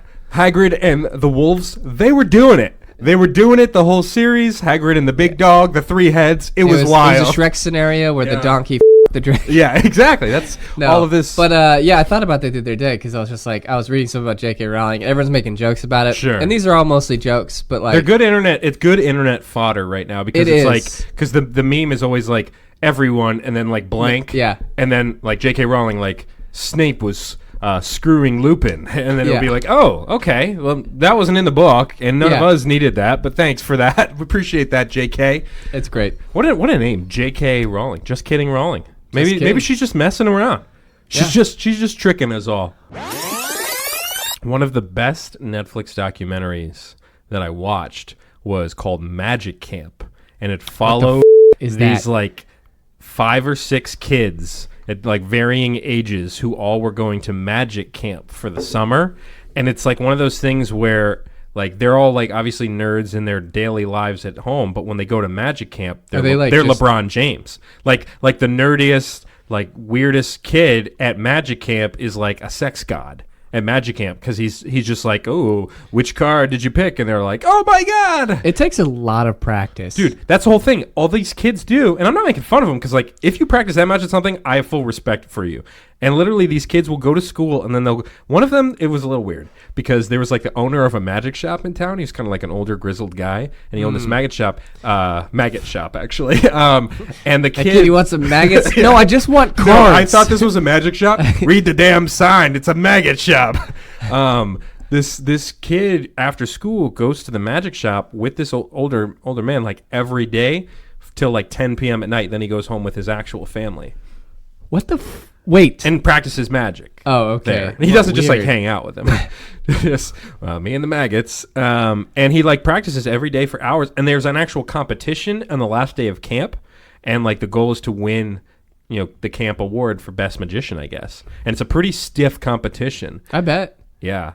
I mean, Did you ever partake? Because I Yeah, definitely had so- one of those small magic books. So I growing up. had, I went through a stretch of insomnia in high school. I remember this. Yeah, so I would barely sleep, maybe like an hour or two, something like that. So like, how I filled my time, how I filled the empty void that was not sleep, was like, and trust me, I tried a million different things besides going to an actual sleep doctor because I was like, this isn't real. Besides going to a I'm fine. professional. Yeah, I'm fine. Yeah. So my self medication was like, Magic. I tried everything, but then eventually I was just like, if I'm not going to sleep, I'm going to do something with that time. And I chose to learn magic. Wow, that's So- a great. Like, think of all the different options you had. You could I learn know. a new language. I could have written you a could book. Have, you know how you could have gotten straight A's. 100%. You could have gotten straight A's. I mean, You would have spent your there time were a studying. lot of So all I did you was went with magic. I opened up my laptop and I pulled up the oracle known as YouTube how-to videos. Oh, And, classic. I've learned many things. Yeah, with and you. literally I just kept watching different magic tricks, and I never got like super great at them. I can only do a few because like some of them are really intricate. Yeah. And like keep in mind, like I'm like my body is like so tired because Yeah. it hasn't gotten It's sleep not really the best time in to my have mind. full So mental I'm just capacity. like, I'm like, what the? How do you do this? So there was only like 2 that I got okay at like I could make a card disappear. See, I was Where more. you flick it behind your and you hold it back here. Yeah, I was more interested in like the sleight of hand type stuff because but like I'm not amazing at sleight of hand, but I was like the amount of steps you have to do for like some of those intricate like is this your card? Yeah. So I taught myself some, and there was one trick I got really good at. It was this card trick. It was you had these 3 blank cards, and I don't remember if I ever did it for you guys in college, but it was called this, that, and other. Okay. Those were the 3 names of the cards. Sure. And so really what you do is a sleight of hand. So they're in a certain order, and then you show it really quick, and you do this flip thing, and you have the story that goes with it, where it's like the story is a distraction. Yeah, like let me tell you about a story about life. Like you get a little bit of this, you get a little bit of this, and you get a little bit of that, and you're always hiding the other card, but you're making it look like you have to this card, and then you do like, but sometimes you get some of that, and sometimes you get some of that, and you do that twice, and they're like, where the did you get the second that card? And you go like, so then you must be thinking I have all hand movements. Yeah, and then you go, you must be thinking I have 2 that cards, 2 this cards, but really I just have 3 cards. It's that card, that card, that card, and the way you do it was really cool, and the ending was the best because you're like, because in life. You get a little bit of this, you flip it over, it says this. You get a little bit of that, you flip it over. And then other. But not much of the other. And you drop that down, and people are like, what the f***? Lose their minds, man. So those are like the only ones I really did. But yeah, during that stretch, like I would just devour magic videos and be like, this is crazy. Yeah, I got one of those little magic kits once where you like. I've seen those, like I don't know how well that, because that's like prop magic. And I feel like all it takes is one hole to just be like, let me see that wand, dick, and like snaps it open. See, there are flowers inside. Because there's like a thing with like the cups and balls, and there's always like little secret compartments for the balls, and it'll be like, there's no ball here, and then you move it around until only there's a ball there because you like put some pressure and knock that ball out of its secret compartment and stuff like that. And then like magnet stuff. It's wild to me that there are, well, the craziest ones are always like the Chris Angel stuff. Like you watch those shows, Freak, but then you're like, it says on TV, so it's like they could literally do anything with this. But I like the big. There was that guy that did a Netflix thing. It was Justin something. You should watch that on Netflix. It's like, God, I forget what it's called. But it's like he's pretty funny. Like he does like kind of almost like not sexual magic. He's like, go, where'd my penis go? Oh God! No, he does this like. I don't know. I can't even describe it, but he does some funny stuff. There it is. Now, I'll let you reintroduce it. Remember, you got to give it some time to play the piano, because then here it comes. And he's like, when do I go? You'll hear it. All right, guys, ladies and gentlemen, kids of all ages, welcome into Salty Dalton's incredible brain explosion, full body learning experience. Hiya! Thank you, guys. Welcome into another installment of that really long title. Yeah. So this is just like little tidbits, just like fun stuff, little trivia pieces that you can take with you. Yeah, we've covered the knockers, the people that were the assigned knocker-uppers, to specifically wake people up by knocking on their door. We talked about Pope Gregory the Ninth. Yes, really hated cats. Absolutely murdered a lot of cats. To the point where he murdered a lot of them. They were like, man, that's a lot of cats dead on the road. I was thinking about work when I was researching this stuff, and so gross. It made me think about the knocker-uppers, and I was like, what are some other just real weird jobs that people have had in history, right? And so I'm looking, and like I found these 2, and there's granted, like, you know, this isn't going to be full-blown research, so these aren't we don't expect long excerpts. So this is actually the one I have 2 here, and these 2 occupations. One of these is kind of debated on whether or not it was truly real. There are like scholars who are just like, this is a real thing, and they hint at it throughout history, but like none of them really just have a detailed account of this. Sure. And there's probably reasons why. But have you ever heard the term the whipping boy? Yes. So like, you know, I don't want to be the whipping boy for this. Exactly. So I looked up the whipping boy because I kind of want to know where that came from. Yeah.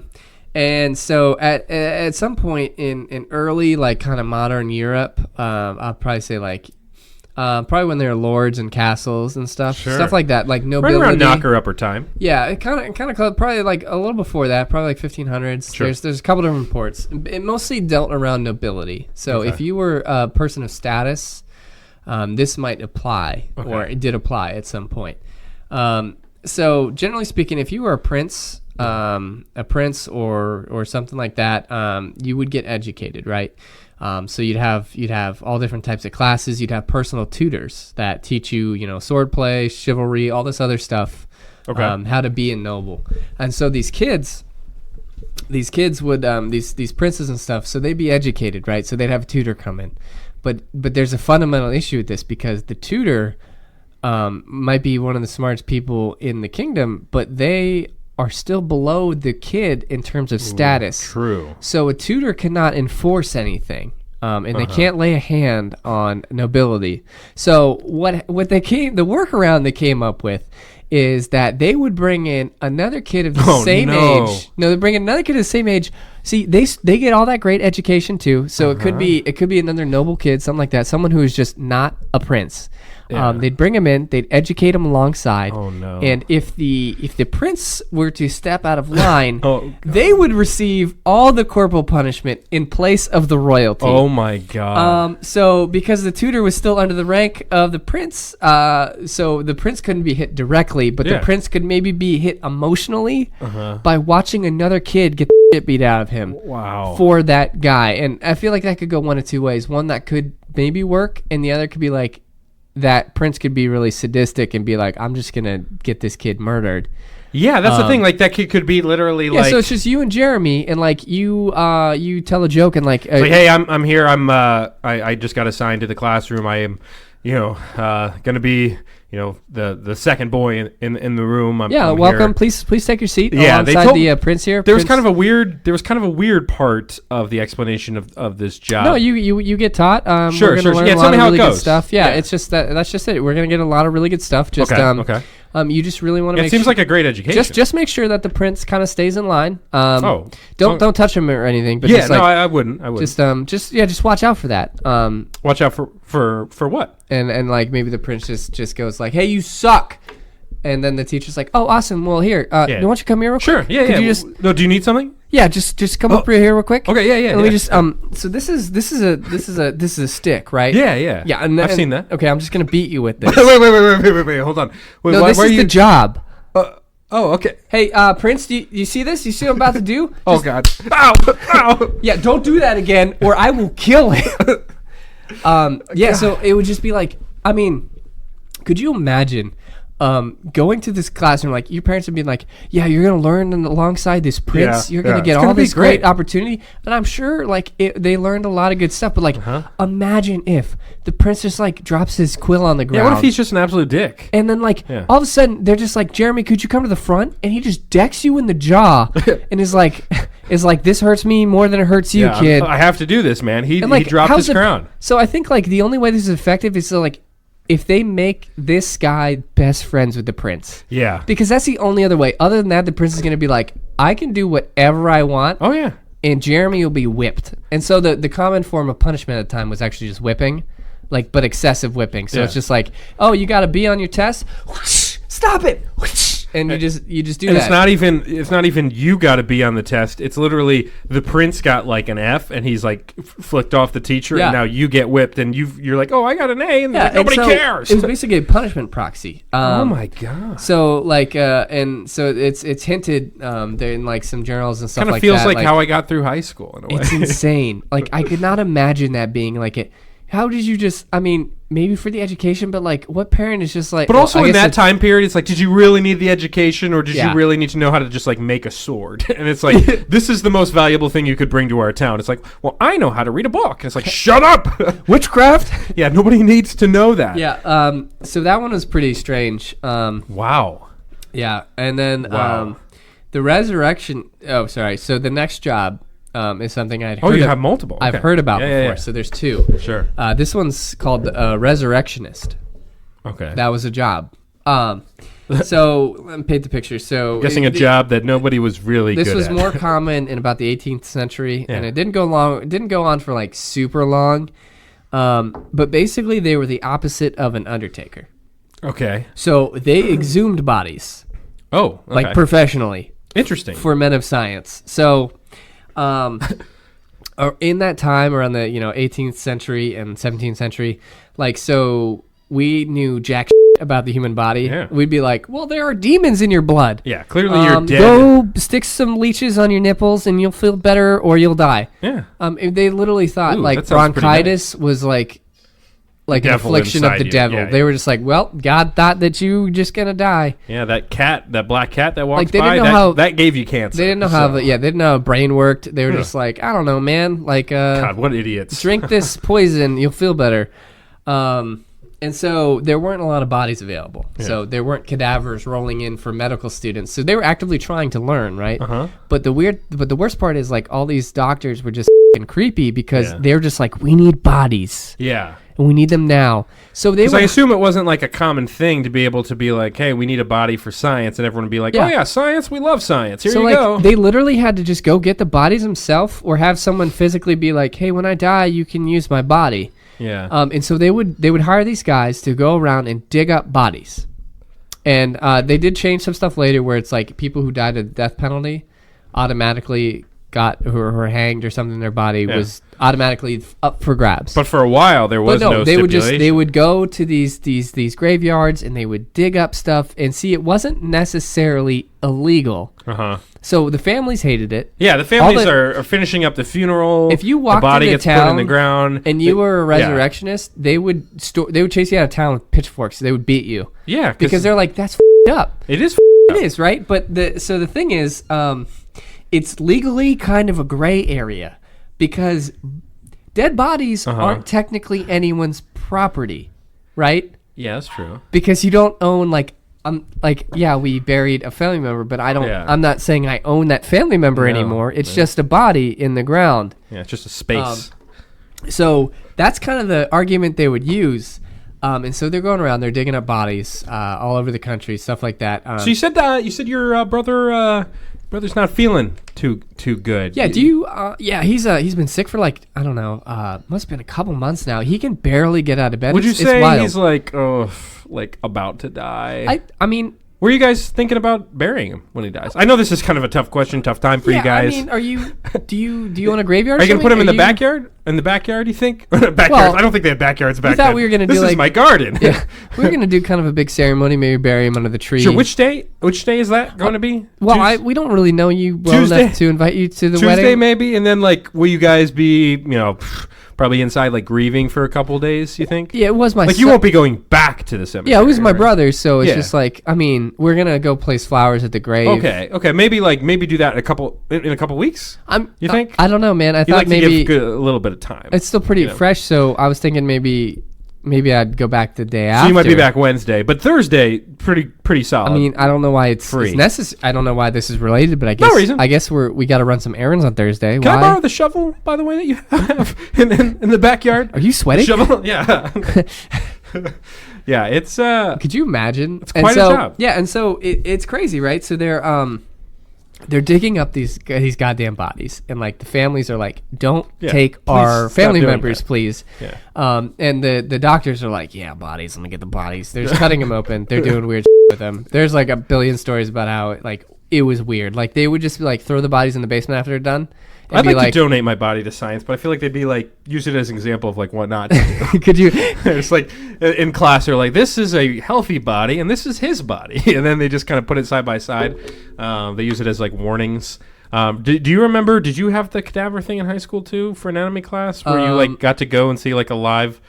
Not a live cadaver. Oh God, They're a cleaning zombie! up, Yeah. man. Stop it! Where you got to like. Ma'am, are they Mrs. Fearman? Are they supposed to scream 'Cause I when we think- cut them? I think I got Yeah. to be there for a So cadaver thing. you got to go to. I don't think we got to like cut on them or anything. No, I don't think they let us perform Yeah. that part of But it. I did do several dissections. Oh yeah. So like in college we dissected a pig. Like Yeah, it was I a didn't get to do baby that. pig, and we named it Notorious Pig. That's pretty solid. Yeah, I pretty thought it was a good name. And you got to just like pull out all the parts that you could throw on the grill later, you know? Yeah, and the weirdest thing is we weren't allowed to wear contacts in that classroom because the formaldehyde and like the stuff they use to keep the Could like bodies, burn your eyes. it will fuse your contacts to your eyeball. Oh my god. It's Well, that an- sounds like pretty good. Right? Like, Because wouldn't then that it's be like LASIK? Oh, so this is like eye surgery. Like, this is what I could pay thousands of dollars for, but with formaldehyde, it works out. So the last part of this is, Yeah. so they weren't popular. So all these richer families, so the poor families couldn't really do anything about it because they couldn't stop this from happening. Yeah. So some of the richer families are like, okay, they hire guards for the graveyard, which would shoot resurrectionists, beat them up. Okay. And then you know what they also did was they would trap the coffins. I'm talking like there were a few where they kind of like lined them with rudimentary explosives. Oh my God. So some resurrectionists will actually have been like blown up, lost legs, like have been maimed because like they start digging and or they'll there's something in the coffin where a knife comes out, or like there's like some weird traps. Booby traps. But they basically would booby trap the graves because they're like, this is the only way to keep someone from taking the body. And suddenly, like, you're becoming Indiana Jones just to get this body for You the have creepy like a scientist. sack of flour, you're weighing it, and you switch it with the body. The guy asks for the body. He's like, "You're a scientist, right?" He's like, Yeah, definitely, 100%. Yeah. Is this your lab? Because it just kind of looks like a shack. He's like, "Oh no." And like, how do you go about delivering that? Like, it's obviously like, do you still carry it in the coffin? And they're like, You probably use that bag there. they're like different states of decompose unless you literally attend the funeral as like someone in the back and be like, I am so sorry for your loss. And then like while they're talking, you're just like digging up the grave. Yeah, like, oh, sorry, I left my wallet in here when we were burying him. He owes me $20. Yeah, I'm just gonna take it's it a back. cool thing. Like, don't worry about it. It's just It's not like a bit we had in real life. I realized that he wasn't dressed in his best clothes, so I'm just gonna go change him out real quick. Because I don't know. It's not like Man, please stop crying. carrying a body through the town is gonna draw some looks. You know, it's gonna have at least a couple people be like, "Hey, I wonder why he's got that body." With him, so yeah, it's definitely going to draw some suspicion. But wow, what a career! I like the theme of these ones of late because you're right. In history, there's a lot of really weird ass jobs, Super weird jobs, weird jobs, and like I'm sure like the harder I look, the better it is. So thanks for tuning in to Salty Dalton's incredible brain explosion, full body learning experience. We'll see you next week on the show. Yeah, we will. And like the PBS credits start to roll. Oh my God, I love the show. Come on and Terrence. zoom. Come on and zoom. Zoom. And it's got like the credits roll, and it's like you in the studio, like just like you can't hear it. You're like waving at people. Yeah, like, oh, thank you. And then like the thing comes on the screen. It's like brought to you by Fremulon. Fremulon. Yeah, you know Fremulon? Yeah, of course I do. Nice. I'll go first here. Okay.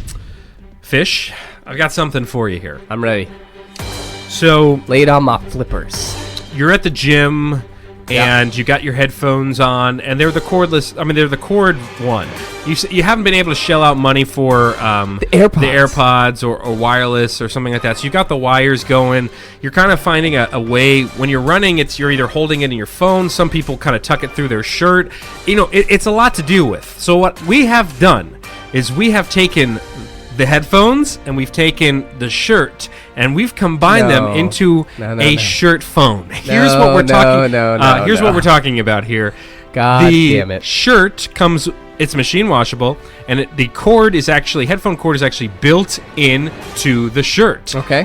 So, the. Oh wait. Yeah. Let's walk through it, buddy. Come on. This sounded so good to me earlier. Take my hand. Let's go to the finish line. I guess the problem with that shirt phone is you still have to plug in the phone. Your fucking phone. And what are you gonna do? Tuck it into a pocket in your shirt? Half your shirt is weighed down. I guess my point was because like I've had to run with those headphones Maybe on, the and shirt is sometimes a wireless. I'll run them down, like I'll run them inside my shirt. Yeah. But I mean, you could have the cord sticking out the bottom end of your shirt. That's what but I was kind of thinking. You'd still need to plug it in, Plug and it then in. you restrict your movement there's so much more. Actually, I totally forgot to mention. So there's actually a sealable pocket for your phone within the shirt as well.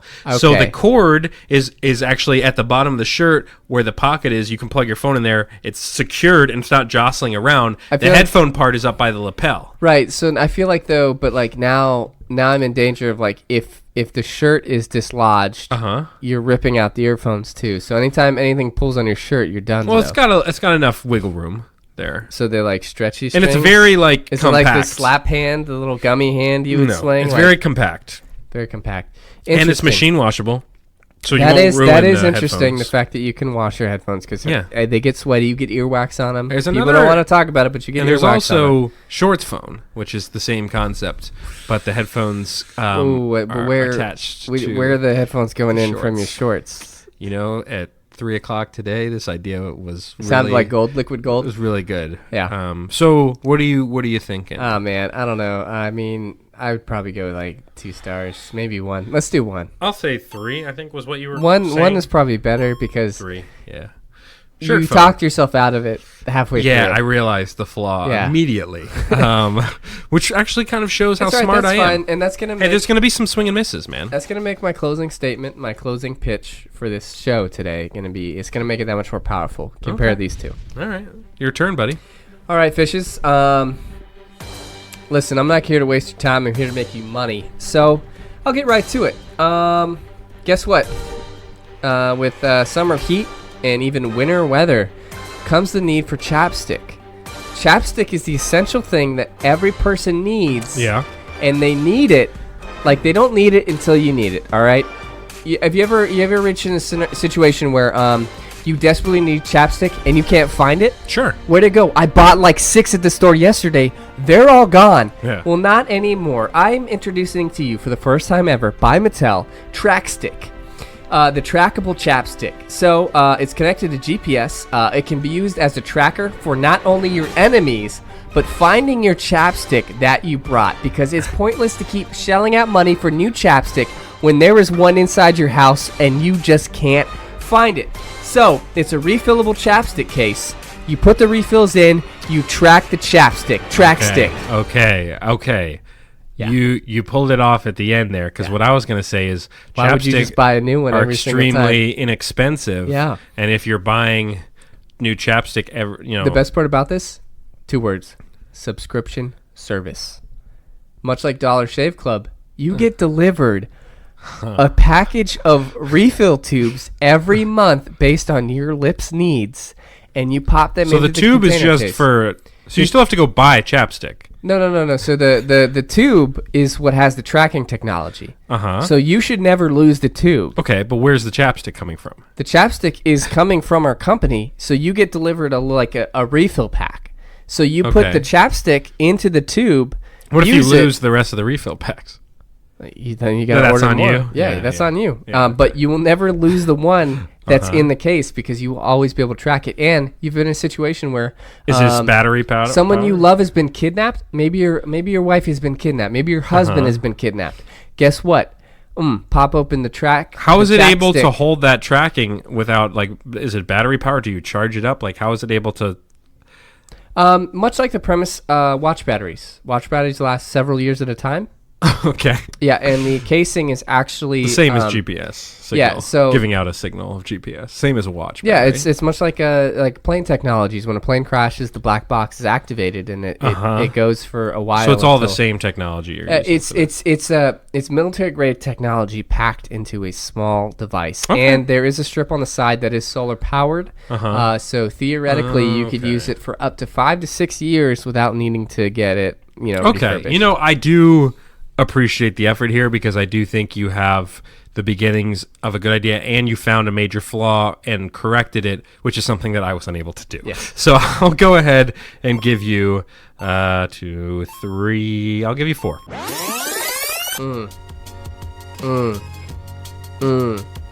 I feel that.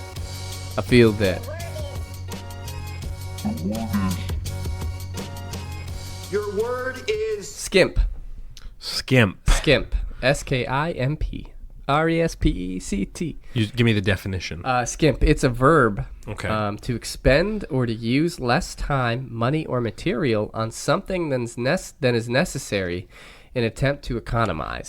So you're okay. Yeah. So people normally use skimp in the context of like I got skimped at Chipotle when the person working the meat station only gave me a tiny spoonful of chicken. I always when- ask for double chicken. Well, that's I have just it. to. It's like, and then you end up paying more, and it's just like if they had a consistent way to measure it, because some people just bless you Yeah. with extra chicken, and some people And Chipotle skimps you on the chips too. Yeah. Oh, yeah. Chips, It's like a tiny I've gotten some bags where they're pretty full, and I've got some where it's like there's 10 chips. It's in like this the bag. designer, like the inventor was just like, LOL, what's a way we can bring regular chip bags, which are already 70% air? You know what place doesn't skimp on chips? Moe's. Really? That place gives you too many chips. I've It's never like Five actually, Guys. I've never finished a bag because what they do is they fill the actual bag with chips, similar to Five Guys with the fries. Yeah. The bag that your like burrito or whatever is in, they fill that with chips. So you have way too much. Because Five Guys, it's just like, it's like a, hey, what size fry did you want? I'll have a small. And then they so they're like, same. cool. It's the so same. They put the small in there, and Yeah. then they're just like, yep. And they Yeah. throw more fries in there, and they're like, we need to get rid of these fries and pronto. here's your small, and it's a giant bag of fries. 100%. I've never ordered a large fry from there because they're always just like, You don't need here's to, the yeah. small, and then here's more.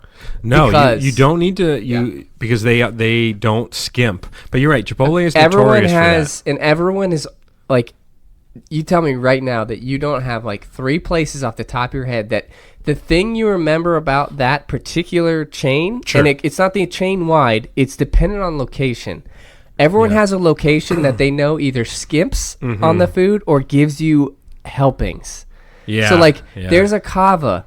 There's 2 near me. One skimps you so bad, the other gives you basically double as one serving.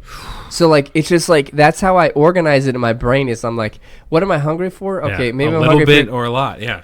If I'm hungry for Chipotle, it's like, okay, well, I'm not going to go there because they skimp on it. But if I change over to this chain, I know that this restaurant's going to hook me up.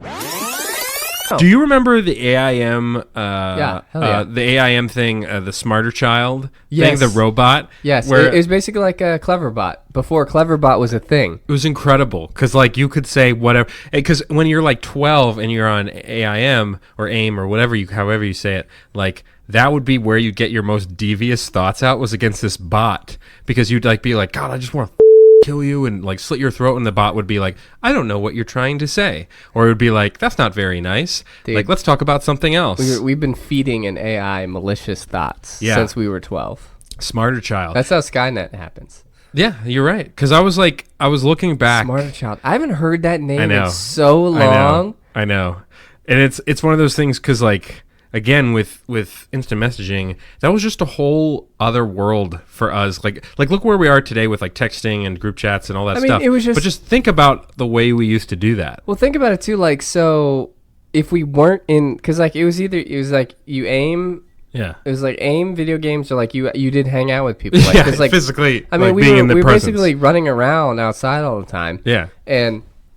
But like, if you think about it, it was basically texting, Yeah. but stationary. Like, you had to be at your computer Yeah. to receive these updates. And like, the away messages were so personal. It was like, this is what's happening in my life. Yeah. I can't be on right this second. And like, you could leave like, that and like flirting if on you there. were dating somebody, you had It to put was- their initials in yes. your away message, With- and that's that how you was knew like- people. that was it. That's how you knew people were broken up. If was you because didn't, you saw yeah, you that were the done initials so. weren't there. You're like, oh man, Ashley broke up with Jared. Like the initials aren't there anymore. Yeah, it's like you gotta like you dissect all the message. Then you have the badass buddy icons. Yeah. Oh, dude, I would change mine like every week because like you had to stay current. God, do you remember your first screen name? Because I remember my first Yeah. screen name. Mine stayed. So I was eating a bowl of Cocoa Puffs. So I came Yeah. up with it. It was Cocoa Puffs 3321.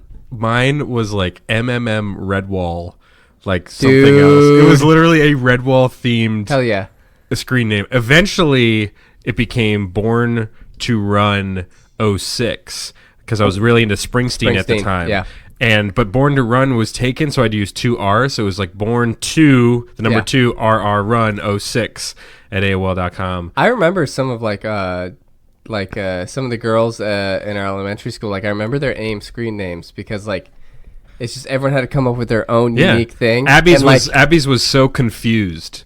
That was hers, and like it was. But yeah, when did we stop using it? it had to have I been can't- high school. It No, had to have been. Was it? Oh, Or- there's no or way maybe middle school. It had to have been middle school because Yeah. I just remember there was a time where I just stopped. Like I just stopped using it, and like it would. It's a sad day. Yeah, it would power up too. Like Yeah. every time you turn on a computer, Yeah, it'd it would be like, like hey, play with pull me. it up. It'd be like, hey, Like, you got no, messages man, on? I'm It's like, growing no, up. Yeah. I don't want to hang out on the That's- computer. I want to hang out that's on this kid phone stuff. now.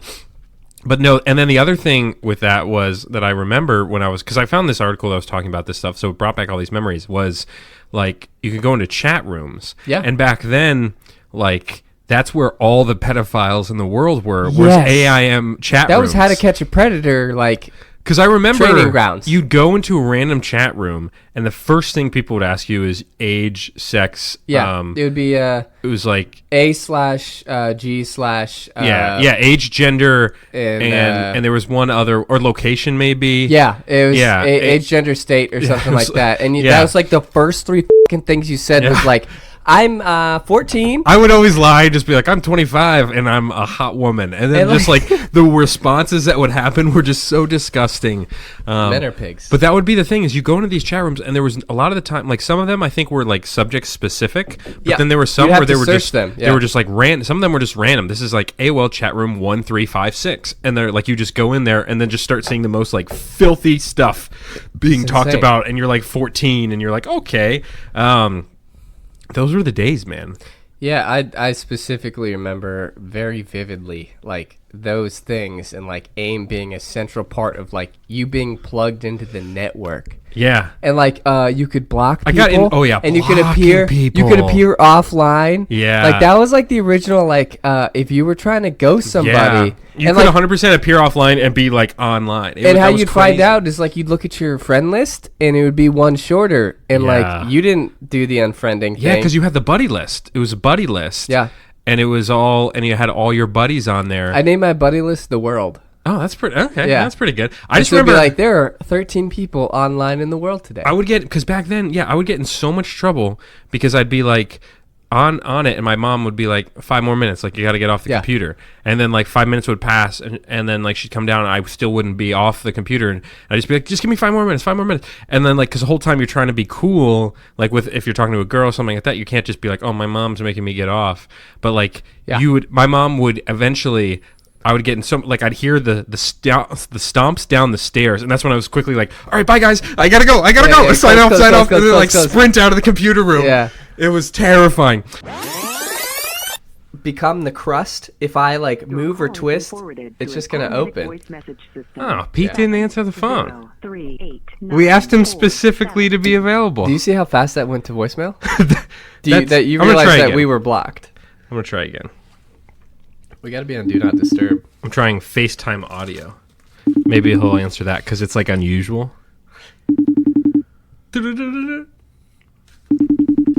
He's gonna ignore this because we specifically asked him to be available because we Maybe he's wanted on to the check bathroom in. again. He does tend to be on the bathroom, not like on the toilet. All right, I can't take that noise anymore. I'm gonna try his actual phone one more time. Let's see. Ooh, it's ringing.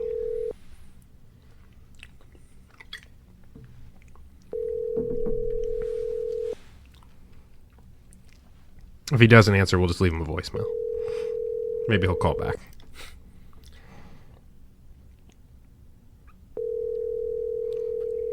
Hello? Hey there! Hey Pete, welcome into CMO the Rando Pete. podcast. Yeah. Hey there. Why are you so out of breath? I'm working out. Oh. Oh. Yeah. Why? Because you can't do it on Friday I know, but like, why are you hours. working out in general? to look good naked. Because that's what people do. News to me. That's what people do, Ben. Really, I didn't know that. Pete, have you? I know you're working out. We'll keep this quick, but I did want to check in. We gave you a couple special projects at the beginning of the year, and I wanted to do kind of a almost mid-year check-in. I know we're in May, but part of being a CMO is working under surprise pressure. So I wanted to check in and see what the latest is. Latest in terms of what? Wait, in terms of In terms of your job. your job, Pete, the one thing that we have paid you to do. The activities that we have financially paid you to do. Well, Marketing. the latest update is that there's never been any direct deposit into my bank account. So, Is Pete airing his kind of dirty thing. laundry on the show? Pete, Pete, is this your way of getting back at us? Pete, you're not supposed to talk about financials over on the air. Yeah, it's this poor taste. It's really bad taste. Pete, what's the tell us one marketing thing you've done for us here lately. this year?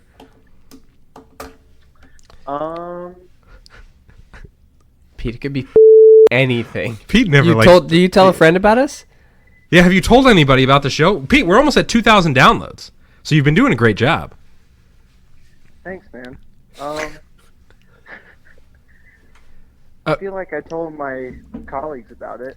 So you've had how long being CMO? But you've worked. Told maybe you're not even sure if you've told anyone. Yeah, but you've worked at that job for years, and we've been doing the podcast for like almost a year. So you're saying you recently just told your colleagues? I guess it'll be a year in what, September? August, September. Well, we yeah. were released in September, I think. Yeah, something like that. So Pete, so long story short, you told like the guy that works next to you that your friends do a podcast. He probably wasn't listening. He had his headphones in. He went, "What?" And you went, "Never mind. I got to go work out." That's what happened. Not exactly like that. but pretty close. Sure. Pete, you're really bringing a lot to the show here. Are you excited for the next time you're coming on? You're coming on here soon. You didn't get the memo? Waiting for that. Well, I didn't get the direct deposit either. So We're not paying you to come on the show, Pete. Pete, this is free publicity for you. We've And got Underdog thousands Garage. of downloads. Yeah. Almost 2,000. We've contributed to your Underdog Garage viewership, Pete. Exactly. I like the 10-second pause before any sort of talking that he does. He's just working out on autopilot. and Pete, then what? he'll say Here, something tell like, us what "Sounds exercise. lucrative." What exercise are you doing right now? I'm running. No, that's not working out. attaboy, Pete. That's not working out. Pete has a Spartan race this weekend, the stadium sprint at the Nats Park. Oh, congratulations, Pete. Me and him did it last year, so he's training to defeat his past self. Well, that's Get me a. yeah. If you get me a Random Word podcast shirt, I'll wear it while I'm running. How do you sound so evenly, like, talking while running? How much have you run so far? A mile. Attaboy. Pete, that's never going to get you anywhere. Trust me. What? It's never. It's only a mile away, man. Only a mile away. Well, we appreciate you coming on and really adding a lot of value here. Any final thoughts here before we kick you off the show? Forever? Yeah, forever. Just keep on keeping on. Oh my God! I can't was literally about to say he's gonna say keep on keeping on, man. Bye, Pete. Get out of here. Oh my God! I can't with that guy. I love the it. most disinterested employee we have. Because the funny thing is like Pete he knows the show. He's been on the show. Like he knows the He's been general on the show vibe. more than any of our other guests. He like knows the vibe of the show, and he refuses to play along. He's had 3 phone appearances Oh yeah. and 2 in person, making him have 5 appearances of our 35 episodes. Yeah, he's made up a decent chunk there. And then they, it was like they got her to sign a bunch of stuff, read a bunch of numbers. The whole time, the funny thing about that experience is the whole time you're kind of just trusting everyone else to know what's going on. Yeah, when you're looking through those papers, I'm like, I don't have The guy's like, I don't have "Yeah, a clue of what this means. Just initial here, sign there. It's like, it's no big deal. Like you could know. walk out of the building and they'll be like, "Here are your new uniforms." Yeah. And they're like, So your shift starts now, actually. Yeah. So go ahead and get started. "You have to work off this house." Here's your baton. Yeah. But yeah, you just kind of sit there and it didn't take that long. It was only like a half hour, but it was like just so much initials and signatures and dates. The funny thing for me is as soon as I write the date, it leaves my head. I so forget it instantly. I keep checking my watch. Me too. That's I exactly. do that all the time. I will look at it and then look away and be like, "Oh yeah, what was the day again?" Every single page I had to do the date, I had to look down at my watch. My signature changes like every time. Like if somebody was actually going through the paperwork, they'd be like, "This is clearly a different guy," because I don't do the same thing every time. I kind of mix it up. I don't really have a set signature. I'm sorry, I'm not a celebrity. I'm not doing a lot of signing. You haven't practiced? Because like I have. No, I only practice my parents' signature when I forge things. So I have like a. Not now. It took me a while. My signatures changed like 3 times. I had the cursive one you write in elementary school. Of course. And then I played around with it in middle school, and I got sort of one I thought was cool, really wasn't. And then high school is where high school and college, I got my signature got like a down. big B, scribble, and then I kind of have an S, and then just kind of like a. Yeah. My hand kind of has like a seizure in the middle of it. So I do like a D. Yeah. And I loop the D around like that. Oh, that's kind And of fancy. I do like the little tiny scribbles. Doesn't even mean anything. I like how And signatures then- are nothing. They're nothing. And then I stack the B on top and do a little thing. And I used to get fancy and try to add the A right here and have that cross through, but it looked too dumb, so I left it. No, the signatures are literally nothing. Yeah. They're meaningless. It's literally just scribbles. Like if somebody... It's really hard for someone to get a forensic analyst or something, unless like you never knew that person. I'm telling you, they'd never catch me because I do a different signature every time. That's what I'm saying. They'd have no idea. Well, also, they'd never be able to prove like that you were taken advantage of because they'd be like, well, sir, it kind of, it looks like your signature. And based on your scribbles, your prior history, you know nothing. And we have this house paperwork here. None of these are the same. It was a lot of paperwork, a lot of initialing, and then like anytime I'm in like a situation where I know a handshake is going to be happening at the end, my palms are sweating the whole time. Ready. And I was wearing nice pants because we dressed slides up right nice. Off. And exactly, we've talked about like we need that sort of thing. So I was in that situation. I need that towel that quarterbacks have 100%. that when it's raining, just around my waist. They towel off and then they're ready to get the ball. I need that for handshake. You know what? That'd be a great fishbowl opportunity. It is great fishbowl. Is the I don't know, like the belt towel or something where you can literally like an NFL player towel off. Office quarterback or something like Office quarterback. That's incredible. And on your wrist you have all the names of everyone in the office with like pictures. Yeah. God, there was one time where I like confessed my feelings for a girl on the phone, and it turns out I was on speaker, and her friends were there, and they all started laughing. That is the worst! Oh my god! They all started laughing in the background. Who did that to you? This was like early high school. Who did that to you? It was she did. What that. the? Yeah. Screwed up. I'll have to bleep that out. But God, so I'll be like in bed. It'll be like 11:30 or something, and like I'll be like drifting off to sleep, and then my brain will be like, "Hey man, remember this time?" Yeah. And you just be like, "God damn it!" Or be like, it will bring up like weird college memories, like the other time where I like confessed my feelings to a girl in college. Yeah, I remember that. That was like the culmination of the Benformation. Yeah. But then the greatest part about that was right after, fairly late after that, I met my future wife. Well, didn't meet. I knew my future wife, but I didn't think of her in that way. But then, like, we started hanging out and dating. So actually, it ended up being for the better. It was. But the experience was very embarrassing and awkward because it was a situation where I had like a rehearsed speech. I remember, and like I had practiced it, and I was like, "Oh, this is gonna like slay. Like this speech, it's gonna like get her." And I remember I was like sitting down, and I started kind of fumbling through it a little bit, and I was like, "Okay, wait, where am I in the speech now?" And I started and I was like hot, so I was starting to sweat a little bit. Good, yeah. And then like I just remember the whole time her being like, "Oh, I didn't know this was like gonna be a thing." Like she was clearly like, "Oh, are we just like gonna hang out?" And I gave the speech, and then I remember it was kind of like she was kind of like, "Okay, well, it's a lot to think about.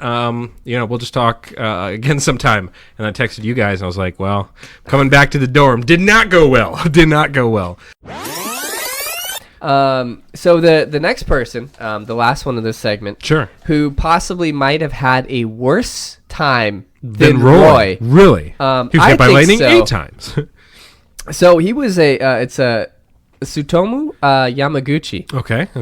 He's relative of yours? Yes, my cousin. Okay, gotcha. So he is a young Japanese man during World War II. Not a great time to be. Yeah. So he became one of the hundreds of thousands of people caught up in the bombing of Hiroshima. Oof, so for those of you who haven't picked up a book in your life, should know what that is. The U.S. only dropped 2 atomic bombs on foreign soil. One being Hiroshima and the other being Nagasaki. Weren't they called like Little Man or something? And it was basically like... It was like a cool name. So those, but a bad thing, those 2 weapons were used exclusively on Japan about like 2 or 3 days apart. Yeah, it was pretty bad. Pretty bad. So this man, he was in town for a business trip, so he doesn't live in Hiroshima. He stepped off the train when the first bomb hit. Oof. And he remembers a blinding, white, extremely light white. So if you go back and you look at all these accounts of like sailors who were watching this on the sea, they had to turn around, avert their eyes, and get in the fetal position and put like some weird thing on. And some of the sailors say when that flash went off, they could see the skeleton of the man in front of them. Jeez. The amount of radiation that just emanated from this thing. So he stepped off the train. The bomb hit. He goes instantly blind. Welcome to Hiroshima. He's temporarily blinded for like a couple days. Damn. He's burned from radiation. Yeah. He lost the use of one of his ears. His Oh, eardrum just damn. exploded, and Pretty he banged never, up. never Pretty got banged hearing up. back. So he managed to survive somehow and escape the city. Yeah. So I guess he was just far enough away. So he's getting the hell out of Dodge. He made it to his home, which was Nagasaki. Oh, no. Days later, No. this guy shows up. Oh, no. And he's literally goes into his office and is explaining to his boss my what just God. happened when the second fucking atomic bomb dropped. No. This dude got burned again. He got burned, radiation sickness, blinded. Oh, my God. Like, he literally left one city that blew up, went home, and got wrecked by another one. Oh, my God. So here's... He's probably one of the only people. There's probably like everyone else who was around him both times. I'm sure survived at least for a little while. But like, imagine that fucking luck. So here's the situation. I'm the boss. You're Tsutomu. So Tsutomu, you've been. I heard there's. You know, I saw where I almost can't take this seriously. It's so terrible. So Tsutomu, Yeah, you just went through. What? Oh yeah, sorry, you can't hear me. Oh, God. Turn your head. Yeah. So Tsutomu, I heard about what happened in Hiroshima. Wild stuff. Sir, Wild stuff. the biggest bomb I've ever seen in my entire life. Really? Just went off, and it's how insane. are So you like doing? that's why I was like, I feel terrible. Yeah? I've just, Pretty bad? I just got out of the hospital, and I wanted to come here to tell you in the. Wait, do you see that out the window? Oh my! Oh, that's this. Okay, God. this isn't gonna be good. Just like, so while they're having discussion, the other one goes off. So he gets blinded, burned. He gets radiation So sickness. he didn't die. He did not die. Wow. This guy's still alive. So after all of that, I guess he sort of recovered. He always had the radiation. He became a dock engineer and then a prolific activist for the fight against nuclear weapons. Makes sense. It's not like he was Right. like, these are great. I And love nuclear weapons. And he died in 2010. Wow, good for him, So, man. I mean, that's like a Props. good, like 70, 80 years. And God, could you imagine? both bombs. And like to go home and be like, oh, is here too? Do you think like everywhere he went at that point, like He was any trip always- he yeah. went to, he was always just on edge? So it could happen at any time. They're like, dude, that was like 40 years ago. Like, you're going to be okay. He's like, no. I'm in Cleveland. I don't know what's going to happen. Yeah. So Tsutomu. if you're ever having a bad day, Jesus. at least you're not Tsutomu Yamaguchi or Roy Williams. So thanks again for listening in to an exclusive segment called Salty Dalton's Incredible Brain Explosion Full Body Learning Experience. That's all, folks.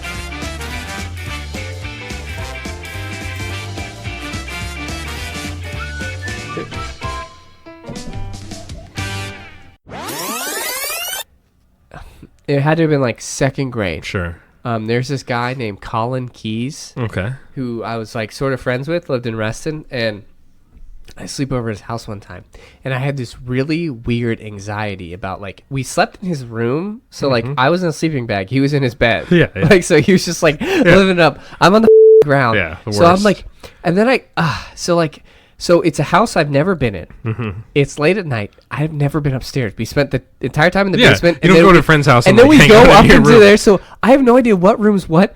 I have to Oh, go to the no. bathroom so bad. I try to hold it for hours, and then like what I did was just like pee a little bit at a time, and like In your pants? in the sleeping bag. Yeah. Oh, like, no. And in the morning, I was What? like miserable and super quiet, and like, dude, I peed in that sleeping bag, and like, I fucking just, Oh, my God. I left. Like, I didn't know what to do. Was that his sleeping bag? I don't know. I don't know. It was because burnt. Because we got out, Yeah. I got changed. Everything was normal. Like, it didn't smell like changed. pee in his room. But like, someone had to roll up that sleeping bag later, and when they did, and you know, I never got invited back over there again. Yeah, but, like, that's probably what I happened. was so scared because like it must have been.